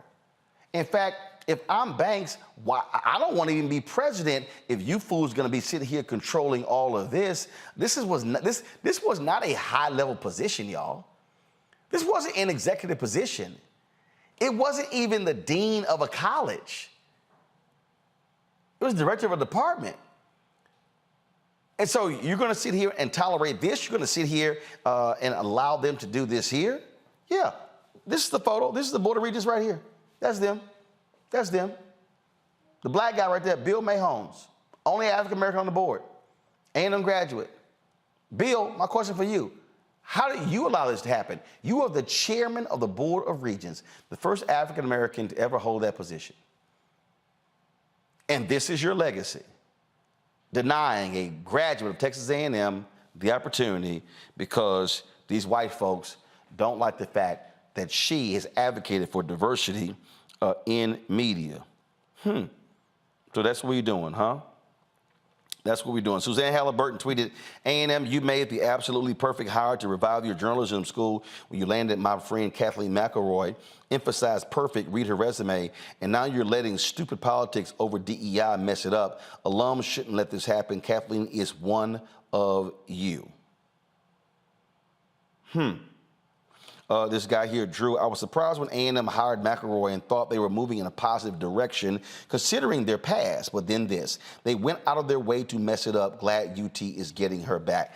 See, the thing here, Rebecca, that we need to understand is that when we're talking about jobs at Texas A&M. It's in Texas. So now imagine this happening in Louisiana, Mississippi, Alabama, Florida. We're seeing in North Carolina, South Carolina, Tennessee, Georgia, Arkansas, Virginia, all across the South. These are white conservatives. Even though Bill, he black, he the chairman of the board, but clearly these white conservatives at A&M, they run the school. I graduated from there. My brother's a graduate. My sister's a graduate. My wife's sister's a graduate. My sister's husband is a graduate. I've got multiple cousins who are graduates of Texas A&M. Trust me, I know these white Aggies very well. And they are hardcore Republicans. They are hardcore MAGA folks, and they support Texas Governor Greg Abbott. And the thing here that you're going to see, and let me tell y'all right now, this is not going to be the last time, you're going to see this thing happen in other states. And this, Rebecca, is where black athletes must be using their power. Why is the Confederate flag no longer a part of the Mississippi State flag?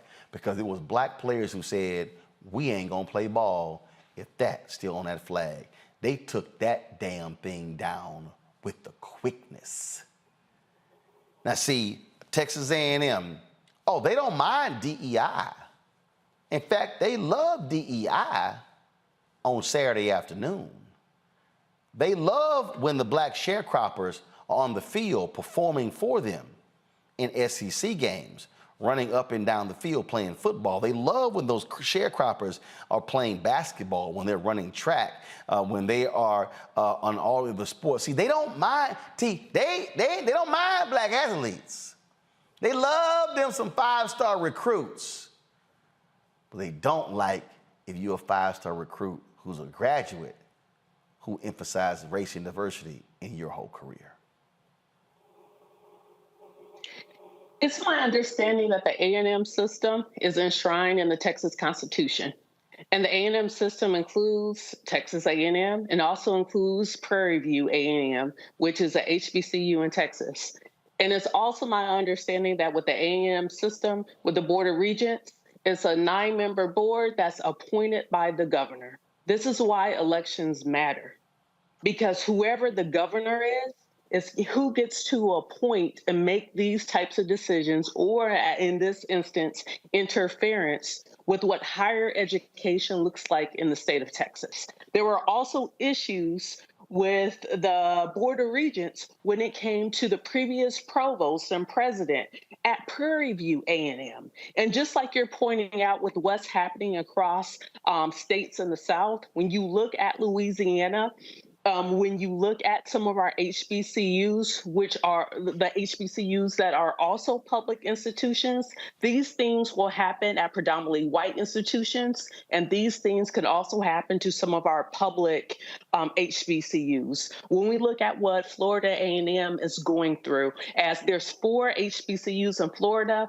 1 is public, and that's Florida A&M. Florida A&M students currently are suing the state of Florida because within that system, if A&M is supposed to receive a certain portion of funding that they're not getting. Why? Because it's a HBCU, and that particular state doesn't value Black students, Black education, and educating Black minds in Florida. So now they're having to sue. When we look at what's happening in North Carolina or even in South Carolina, we're seeing defunding of certain institutions. We're also seeing administrators and faculty who are leaving academia because of these crazy laws that have passed where you can't say certain things or teach certain things on these campuses. We're going to continue to see a degradation of higher ed in this country if this continues.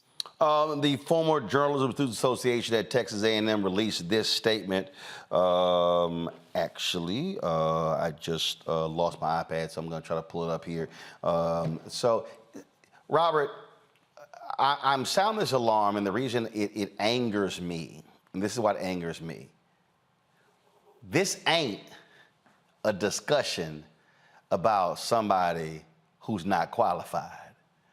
This is not a conversation about, well, did we hire the right person?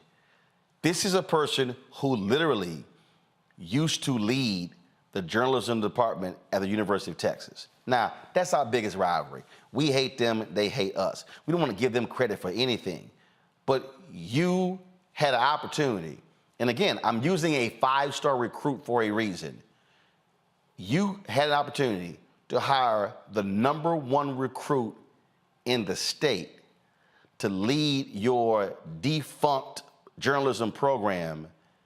You came to an agreement. The initial agreement, Robert, was a job that had tenure. Then they rescinded that offer, changed it, and came back to a 5-year contract. Then they came back and rescinded that one to a 1-year contract. Why the hell would somebody, because see, and they did it knowing full well she would reject it. Nobody's gonna leave a tenured job at one school that's the top program in the state, one of the tops in the country, to go to a defunct program on a 1-year deal and they can fire you at will at any time. Hell no, that's stupid as hell. And so they knew exactly what they were doing. And they're so weak and impotent and pathetic that they don't even have the guts, Bill Mayholmes, or the Board of Regents, or John Sharp, the Chancellor, or President Kathleen Banks. You don't even have the guts to come out and actually tell people what you did. How about that? And so Texas A&M folk love talking about the Aggie Code, the Aggie Code. Well, you obviously don't believe in it because you ain't practicing. You're not practicing it when it comes to one of your own. Well, look, Roland, I hate to be the person to break it to you, but them white folks don't give a damn about you. They like the alumni checks that you send in. No, hold up. They like the pictures. No, hold up. They don't care hold about up, Robert. No. They give a damn when the football coach and the basketball coach, for men and women, asked me to help recruit. They gave a damn when the previous 4 presidents asked me to help recruit. See, again, they give a damn when they want you to do some work. But here you have a case where you're a former student, and now when it comes to taking your expertise and now bringing it there, teaching the next generation of students, then it's kind of like, oh, hell no. Oh, see, they give a damn if you're a black coach or you're a black player because, again, they want those black sharecroppers. That's what they give a damn about. And so I get the whole deal about in terms of who's giving and whatever. Oh, so yeah, they didn't see when Mark Turgeon was the head coach and Kyrie Irving, it came down to Duke and Texas A&M, guess whose phone rang? Mine. See, when it came down to them on the academic side, recruiting some top black students, guess whose phone rang? Mine. They gave a damn then. And I'm talking about the last 4 or 5 presidents. So they give a damn when they want you to speak at an event and say, oh, they gave a damn when, oh, it was great seeing you wearing your Aggie ring on ABC this week, or when the Texas in a lapel pin. But well, then they get pissed off is when you use the same mouth to fire back at them. And see, the whole deal is, I made it clear to them, I don't want a job from y'all. I ain't here to kiss your ass, but I'm gonna bring this heat. Go ahead. Well, Roland, like I said, at the end of the day, they could care less. They liked everything that you did, but they don't care. They don't like you. They left the money on the dresser and they out the door. They in the Uber on the way home already. Look, we're resegregating society right now. That is what we're doing. The Supreme Court has ruled that in that North Carolina and that Harvard decision, that you can no longer have programs that promote diversity, equity, and inclusion. We saw on the Colorado case, they've now made it clear that if you have any religious objection to anybody's sexuality, their race, their gender, anything in those lines, you don't have to support them. We're going back to a segregated society. That's what has already happened, not what we hope will happen, not what we think will happen, is already here. The only question is, this time around, will we have segregation on our own terms? Will we set the rules around it? Will we be sitting outside of somebody else's lunch counter begging for the opportunity to sit down there? Or will we be building our own lunch counter on the other side of town where we will actually be in control of those things? We've gotten past the point of having seats at someone else's table. We need carpenters now, not diners. We need people who can build those tables for ourselves. And when you talk about these institutions, when you talk about these groups, you have to make it clear there's not enough just for the athletes to boycott these universities. We need to have all of those journalism students in the transfer portal right now, transferring to other HBCUs that can take them in. We need to make sure that those top achieving students, those deanless students, those 4.0 students, they need to be transferring also. We have to understand that if these folks are about to put us out of this society, as they are gearing up to do, as they are making very clear, as Senator Tuberville, as Senator Rand Paul, as Ron DeSantis, or as Clarence Thomas, they're getting ready to resegregate this society. And we need to make this determination right now on whose terms will we be segregated. Are we going to build for ourselves and be ready? Or are we just going to be locked out and be outside again, hosed down again, because we wait for them to put us out? I think we have to start preparing for it. And you're right on that point, that it has to not just be the student athletes. It got to be the whole faculty, the whole staff, the whole student body. If y'all don't want black folks in this institution, y'all figure out how to run it without us. Well, but here's the whole deal, though. Here's the reason I specifically mentioned the athletes, Kelly, is because, they want that money. They want that sports money. They want all of that. And we saw what happened at Missouri when those players said, we're going to boycott. It actually cost a former A&M president, Dr. Lofton, his job at Missouri. Donations went down, enrollment went down. And so we understand the impact when players say, yeah, no, we're not gonna be playing for y'all. And so that's why I specifically said that if you are a black athlete and you're considering Texas A&M, remove them from consideration. If you don't make your visits, if you're considering A&M, you're considering other top institutions. Do not come, because then all of a sudden, I'm telling you, and here's the thing, Kelly, all this takes is for 2 or 3 top black athletes to publicly say, because of how they treated this sister, I will not consider Texas A&M. See, it doesn't, you don't need the whole 15, 20, 25 scholarship class to bounce. All you need are 2 or 3 to get their attention. And before I go to you, the reason I believe in fighting them on this, and I totally understand Robert's point, and I get it 100%. But Rebecca made the point earlier. This is a state institution. Texas is a state that's majority minority. That means that taxpayer dollars goes to fund that. There's something in Texas called the Permanent University Fund. That's the money that we get from them oil leases and those oil fields. 2/3 of the PUF fund goes to the University of Texas system.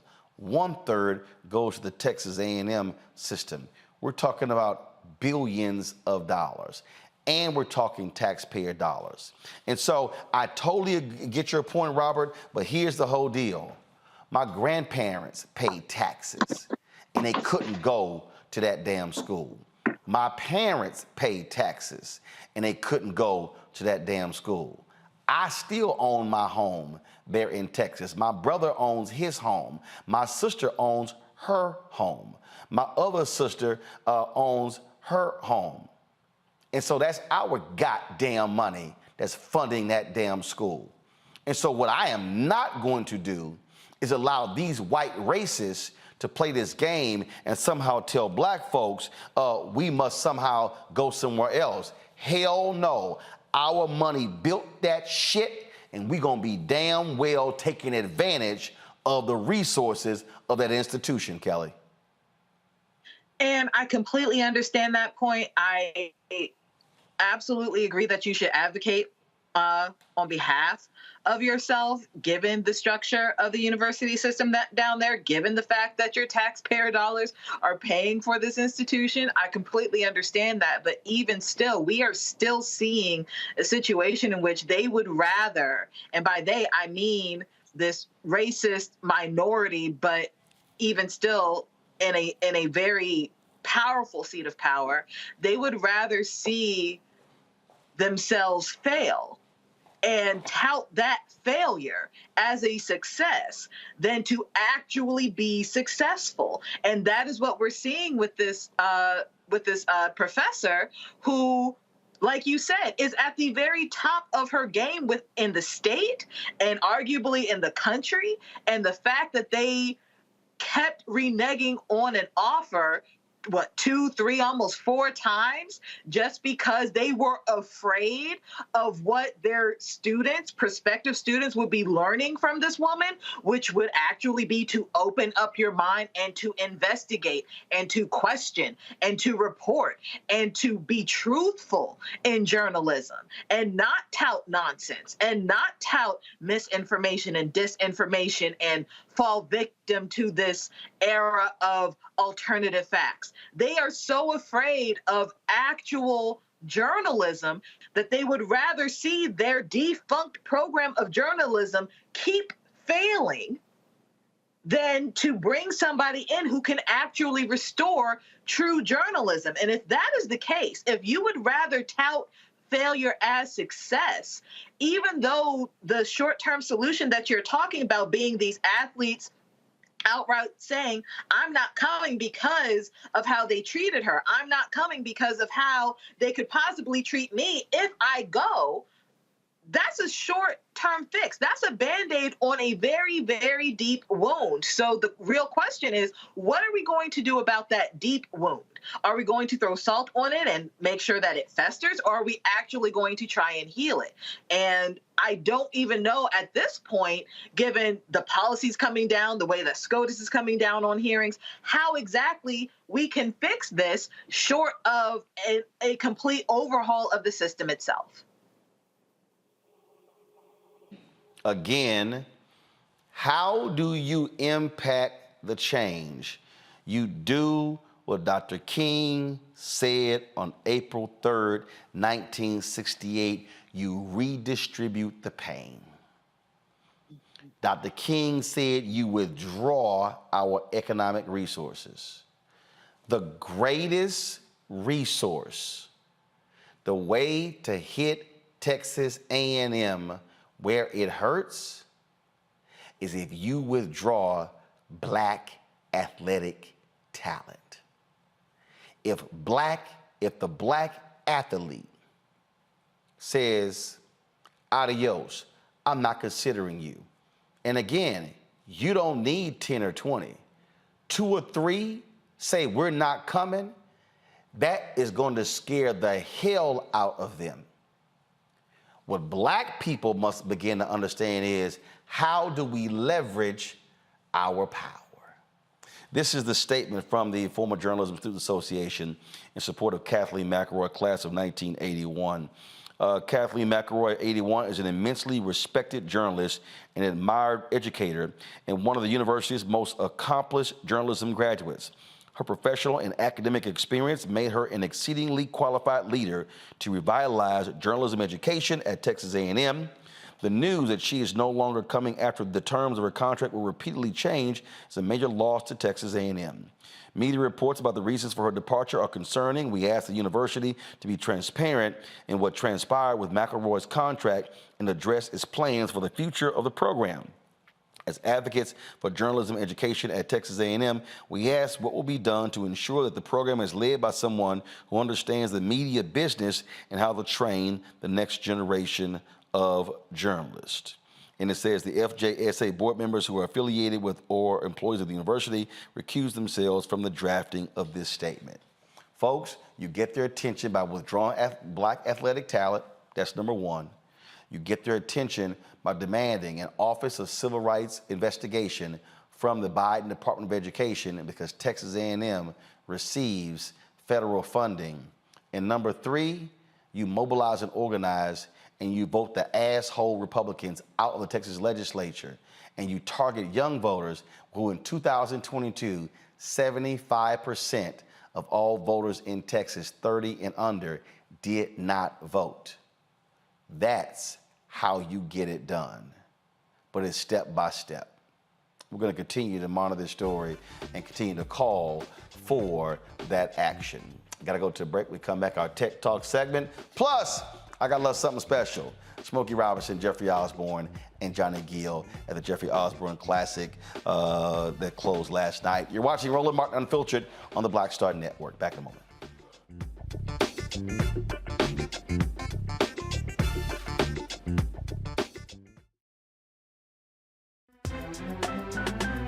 I'm Faraji Muhammad, live from LA. And this is The Culture. The Culture is a two-way conversation. You and me. We talk about the stories, politics, the good, the bad, and the downright ugly. So join our community every day at 3 p.m. Eastern and let your voice be heard. Hey, we're all in this together. So let's talk about it and see what kind of trouble we can get into. It's The Culture. Weekdays at 3, only on the Black Star Network. Black Star Network is here. Oh, no punch! I'm real revolutionary right now. Thank you for being the voice of Black America. All momentum we have now, we have to keep this going. The video looks phenomenal. See, there's a difference between Black Star Network and black-owned media and something like CNN. You can't be black-owned media and be scared. It's time to be smart. Bring your eyeballs home. You dig? Hello, I'm Paula J. Parker. Truly proud on the Proud Family. I am Tommy Davidson. I play Oscar on Proud Family, Louder and Proud. Hi, I'm Jo Marie Payton, voice of Sugar Mama on Disney's Louder and Prouder, Disney Plus. And I'm with Roland Martin on Unfiltered.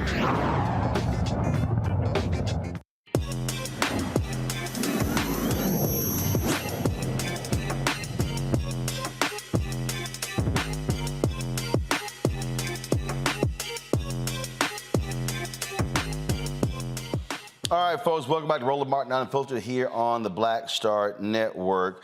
Party planning. Look, we spend a lot of money on events all the time, and it's not always as easy. The other day I went to my man Turk. Steven celebrated his birthday party. Him and his wife put that thing together in 3 days, his dinner party. There was a black caterer who they utilized. You go to my Instagram page, you can check it out. And so these things happen. And you know what? You kind of want some help when it comes to putting on a party or an event. Well, my next guest, that's actually what she does, offering the folks support for a variety of events. Whether we're talking about baby showers, whether we're talking about birthday parties, weddings, all that good stuff. I'm quite familiar, of course, with that. My grandmother had a catering business, and I started when I was 7 years old, stopped when I was 30. My brother now owns the catering business in Houston. And so it's great to be able to have something that makes it easier for you, especially in these days where we are so doggone busy with our lives, folks. Joining us right now, glad to have her, is Crystal Foote. She's the CEO and founder of The Party Starter. She joins us out of Atlanta. So, Crystal, how did you get started with The Party Starter?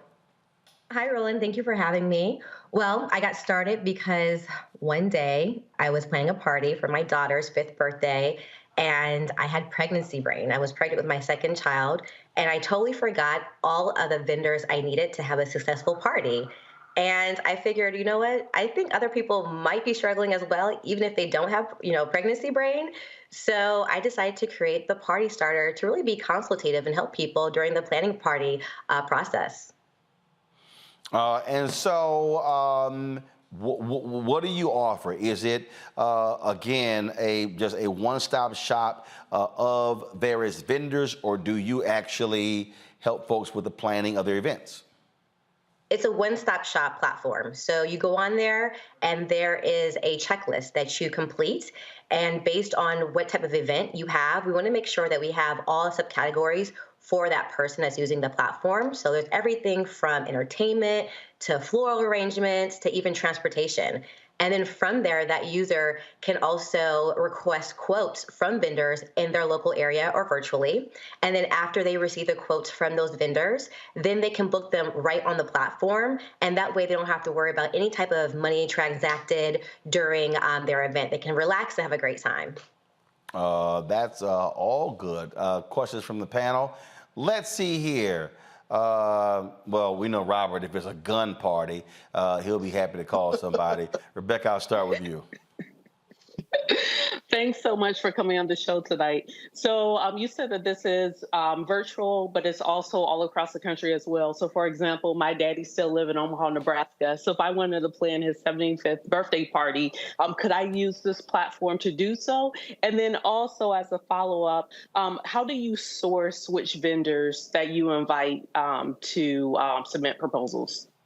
That's a great question. So I'll answer your first question. Yes. Please use the Party Starter for your dad's 75th birthday party. You go on there, you complete it, and then the local vendors in that area will submit their quotes to, have any type of whatever you need for your party. So that's food, catering, entertainment, and so forth. And then we actually go through a vetting process. So the vendors can sign up on the platform, and each vendor has to be thoroughly vetted by myself and the chief operational officer before we put them on the platform, because we want to make sure that they're legit, that you're not going to be catfished, and that they are someone that would represent the brand.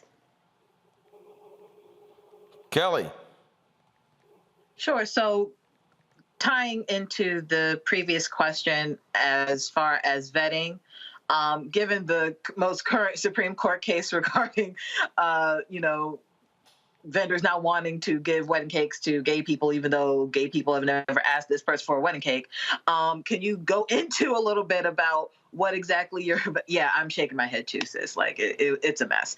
But can you go a little bit into, I understand you want to be on par with your brand when vetting, but can you go into a little bit of detail as to what that vetting process looks like, as well as if there is a, I don't want to say predominantly Black section as far as vendor choice is, but is there incentive for Black vendors to get onto your platform? How do you go about bringing in BIPOC into your platform?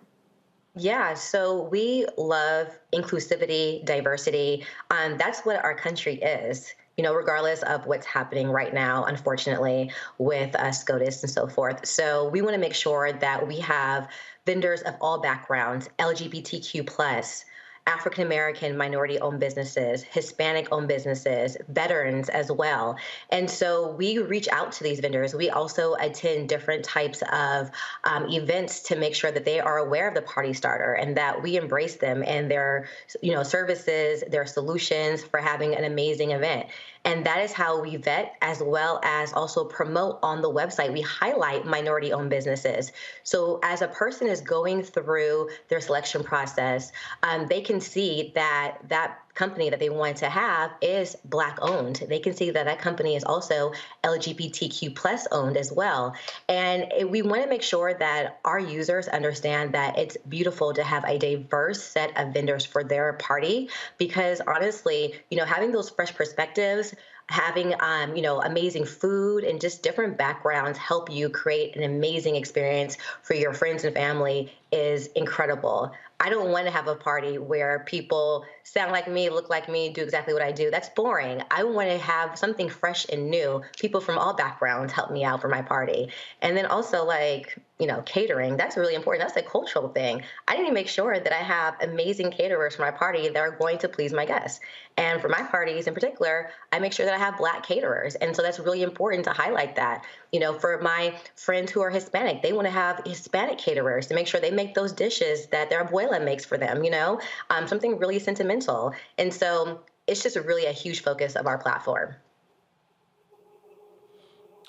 Robert. All right, now, just I'm going to give you a hypothetical because I want to understand how granular you guys get when it comes to helping people plan for parties. As husbands, often we have difficulty planning out, let's say, a birthday party for your wife. So let's just say, theoretically, your wife was turning 50 and she's from New York, and hip hop is also turning 50, and that was an integral part of her upbringing. So she wants to have a birthday party somewhere in New York celebrating hip hop. Also, she's Jamaican. So she wants to have Jamaican food catered there. And theoretically, if there's any hip hop legends that she could get to attend, that would probably be good. And there may need to be an airplane flyover with a little tassel that has her name on it. Do you help organize things like that? Hell no! And how exactly people go about those things?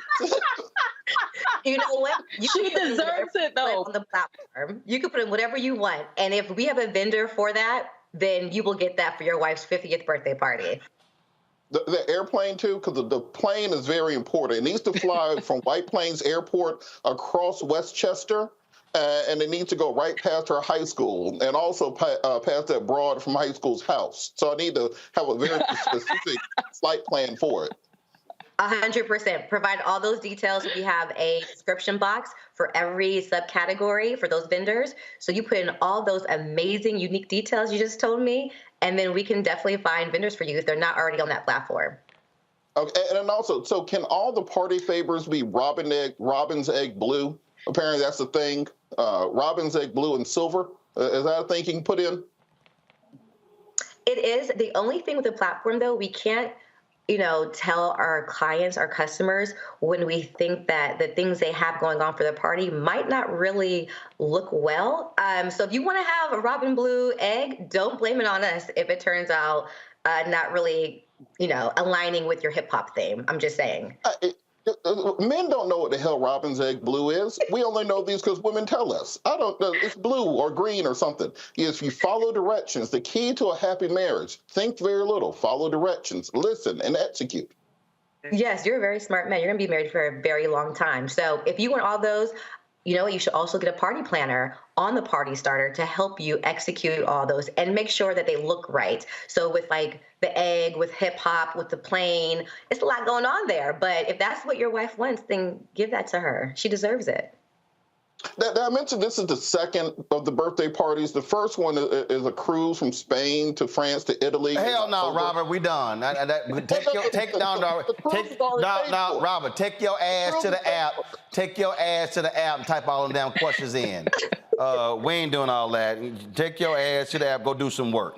Go do some work. I don't want to hear all that. You throwing all these crazy ass things out. You just lazy. No. But if it was a gun party, your ass be planning the hell out of it. All right, Crystal, tell us where we can get more information. So you can go on thepartystarter.com. You can also find us on Instagram at thepartystarter.official, where we put inspirational photos up there, tips and tricks as well to plan a perfect party. All right. We appreciate it. Thanks so much. Thank you so much. Bye, everyone. All right, folks. Thank you so very much. Robert, Rebecca, Kelly, thank you so very much as well for being on the panel. When we come back, folks, Smokey Robinson, Jeffrey Osborne, Johnny Gill. Got a little treat for y'all. Back in a moment on Roland Martin Unfiltered on the Black Star Network.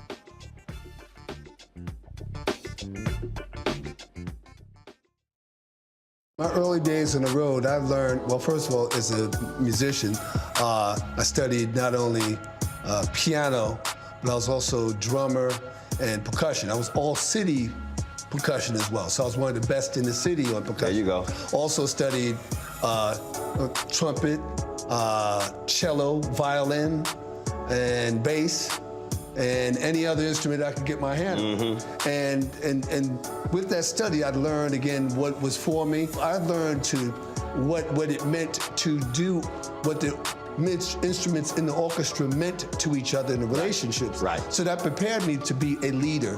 That prepared me to lead orchestras and to conduct orchestras. That prepared me to know, to be a leader of men, they have to respect you and know that you know the music. You have to be the teacher of the music. You have to know the music better than anybody. There you go. Right, so you can't walk in unprepared.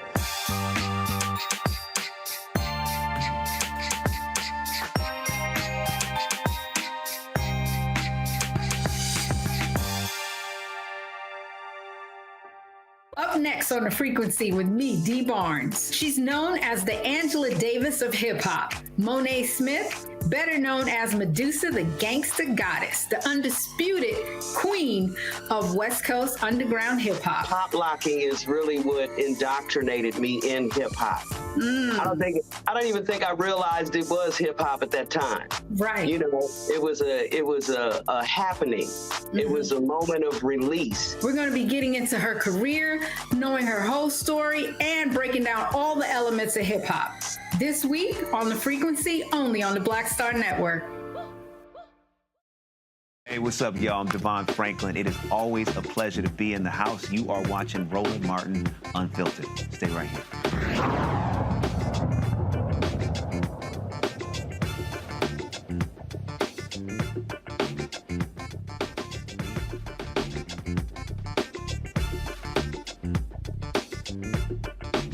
Last, my goodness, 3 years did not have the Jeffery Osborne Golf Classic due to COVID. It was back, took place in Providence, Rhode Island, and we had a great time the last couple of days. And so last night at the closing party, it's always great when you see the entertainers come up there perform, and so we were treated to this great sing-off involving legends here. And we're talking, of course, Smokey Robinson, Johnny Gill, Jeffery Osborne. Great time had by all. So I just want to give you all this treat here to close our show out.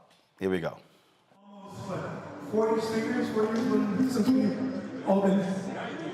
How many years? This is going on 10. No, but since the COVID, we had to shut down. 3 years.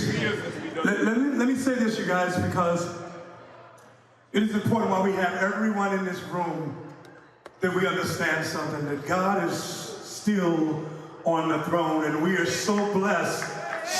Listen, y'all can say what you want, but we are so blessed. I wish I had a witness in here tonight to be standing in front of each other tonight.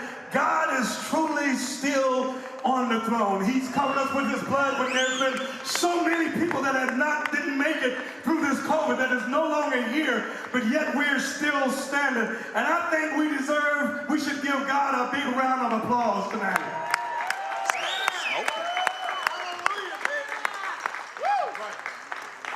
So I ain't come to preach, but I just want to let y'all know that I have no shame in my game, and knowing that if you've been through some ups and downs and some changes and turnarounds, and you understand that when you come through it and go through it, that you understand that you can't do it by yourself. It's only through the power of that man that sits high and looks low and knows everyone's heart. And I just want to give him some praise and give him some acknowledgement tonight, because without him, we wouldn't be standing here in front of y'all tonight. So, this is a true blessing right here. Because Mr. Smokey Robinson had a very severe case of COVID. So we are blessed that this man made it through what he went through with COVID. Yes. And I mean to tell you, I know it was tough because I was calling every day praying for this man. So God is real. Yes. And like you said, my brother called every day, y'all.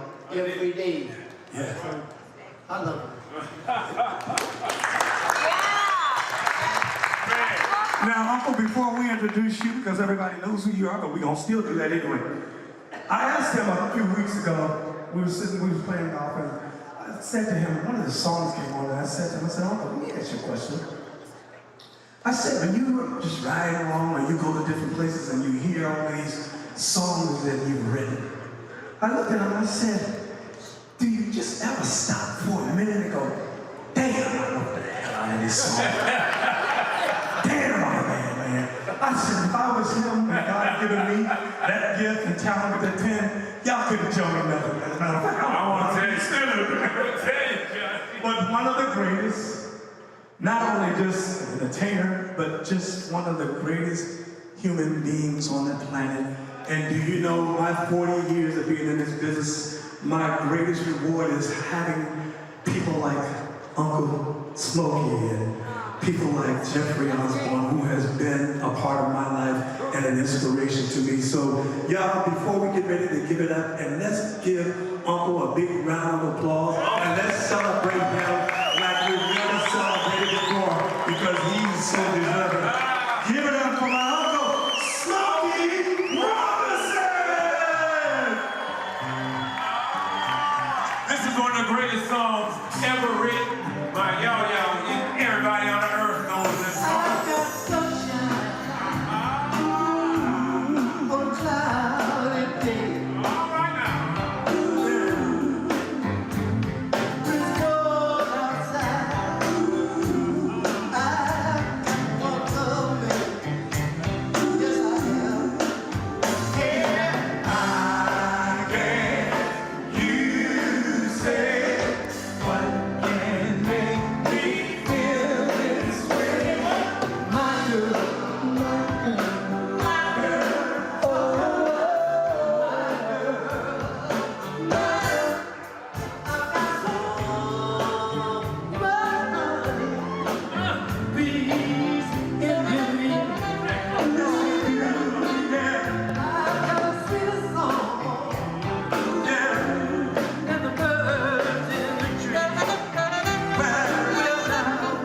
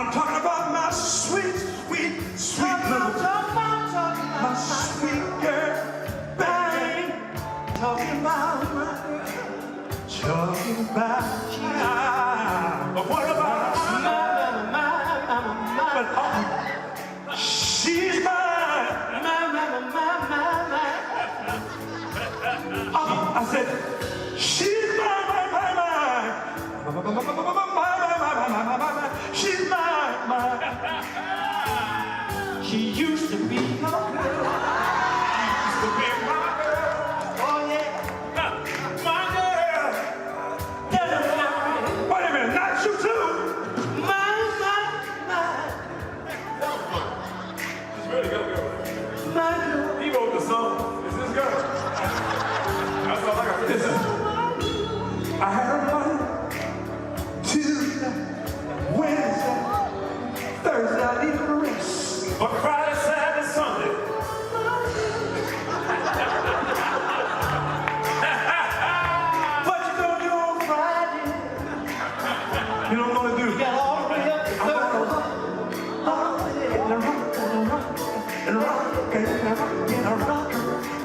And rock. You know what I'm gonna do? I'm gonna hold her. I'm gonna squeeze her.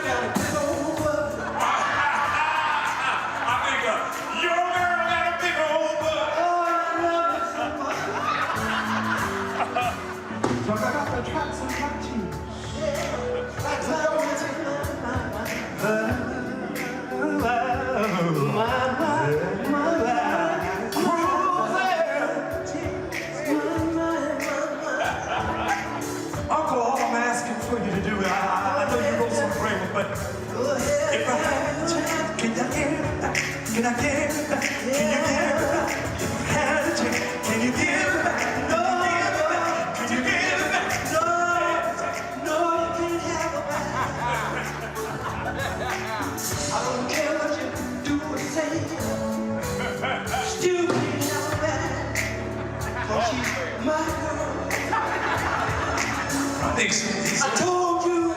Seriously, I told you she was my girl. You didn't believe me till she told you she was my girl. But that's okay. It's okay. It's alright. It's alright. You know what? I'll show you. Let me show you how I can get her back though. Show you. I'm gonna get down on one knee. I'm gonna get down on one knee. Don't get it mistaken, I'm not keep sweating, I don't have to beg, but I don't mind. But baby,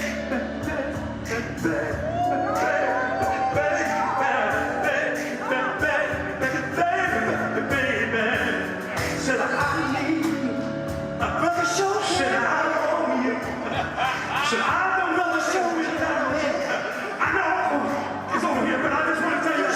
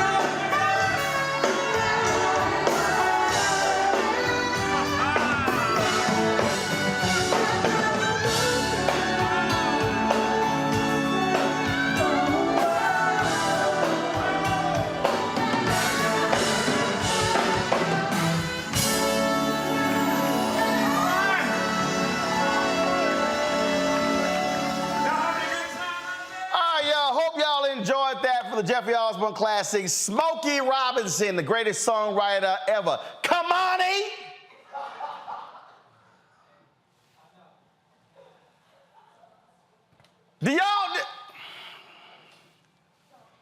Y'all, we were playing the video, and I heard, he went, who is Smokey Robinson?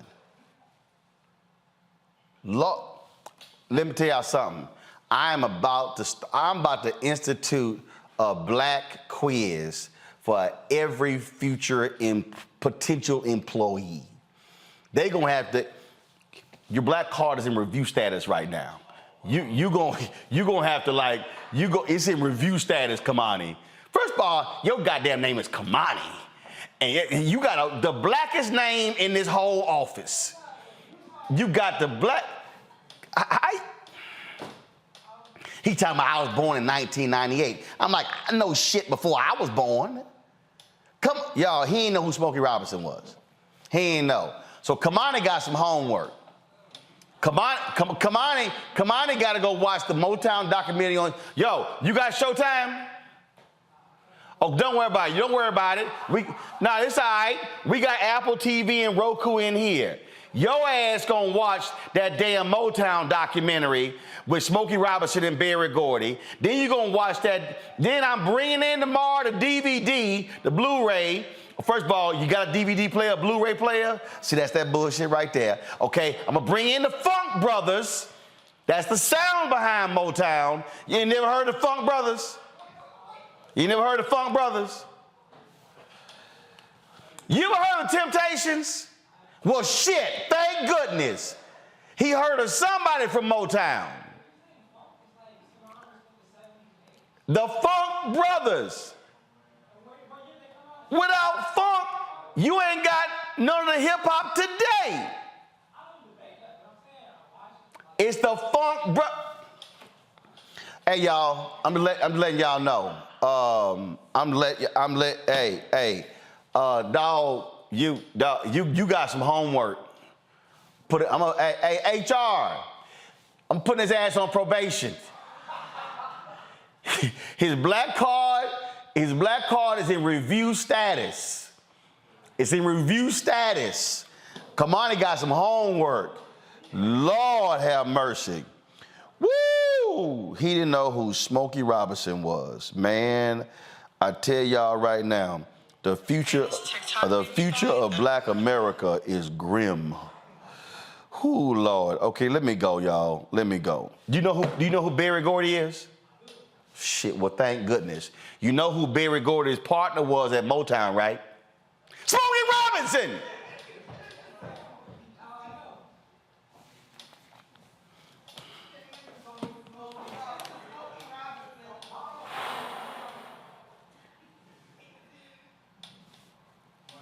You lucky Henry took that camera out. You lucky Henry took that camera out. I will put your, come here. Come here. Come on, come here.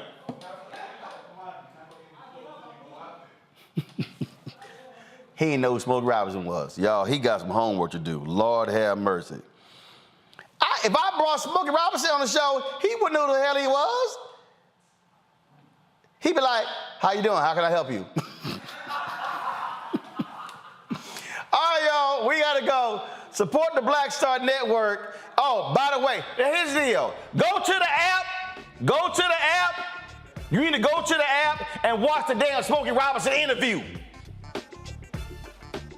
Go to the app. You need to watch the Smokey Robinson interview. All right, y'all. Download the Black Star Network app, where we try to educate young black people about black people before they were born. Download the app, Apple TV, Android TV, Apple phone, Android phone, Roku, Amazon Fire TV, Xbox One, Samsung Smart TV. Also join our Bring the Funk fan club, send check and money orders, P.O. Box 57196. You know who Stevie Wonder is? Know who Stevie Wonder is? Thank goodness. You ever heard Teddy Pendergrass? You ever heard of the OJs? His ass just said, I don't know the song, but I heard of the OJs. He said, why would I know a OJ? Your black card is no longer revealed. Say what? Say it again?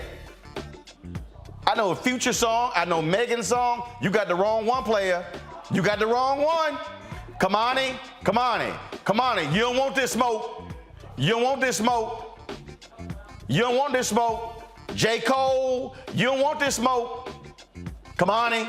You don't want this smoke. Nah, you don't want this smoke. You don't want that. If I had to pull my iPhone out, pull your iPhone out, your shit ain't that deep. Ain't that deep. You be going to Apple Music trying to keep up. It ain't gonna work. See your check and money order. P.O. Box 57196, Washington, D.C. 20037-0196. Cash out, $RM Unfiltered. PayPal or Martin Unfiltered. Venmo is RM Unfiltered. Zelle, Roland at RolandSMartin.com. Roland at RolandMartinUnfiltered.com. Be sure to get a copy of my book, White Fear, How the Browning of America is Making White Folks Lose Their Minds. Available at bookstores nationwide. Target, download your copy at Audible, and be sure to pre-order my next book, This Generation Don't Know Shit About Old School Music. I'm just messing, y'all. All right, y'all, we'll see y'all tomorrow right here on Roland Martin Unfiltered on the Black Star Network. Holla! Folks, Black Star Network is here. Oh, no punches! I'm real revolutionary right now. Support this man, Black Media. He makes sure that our stories are told. Thank you for being the voice of Black America, Roland. Stay black. I love y'all. All momentum we have now, we have to keep this going. The video looks phenomenal. See, there's a difference between Black Star Network and black-owned media and something like CNN. You can't be black-owned media and be scared. It's time to be smart. Bring your eyeballs home. You dig? Pull up a chair, take your seat. The Black Tape with me, Dr. Greg Carr, here on the Black Star Network. Every week, we'll take a deeper dive into the world we're living in. Join the conversation only on the Black Star Network.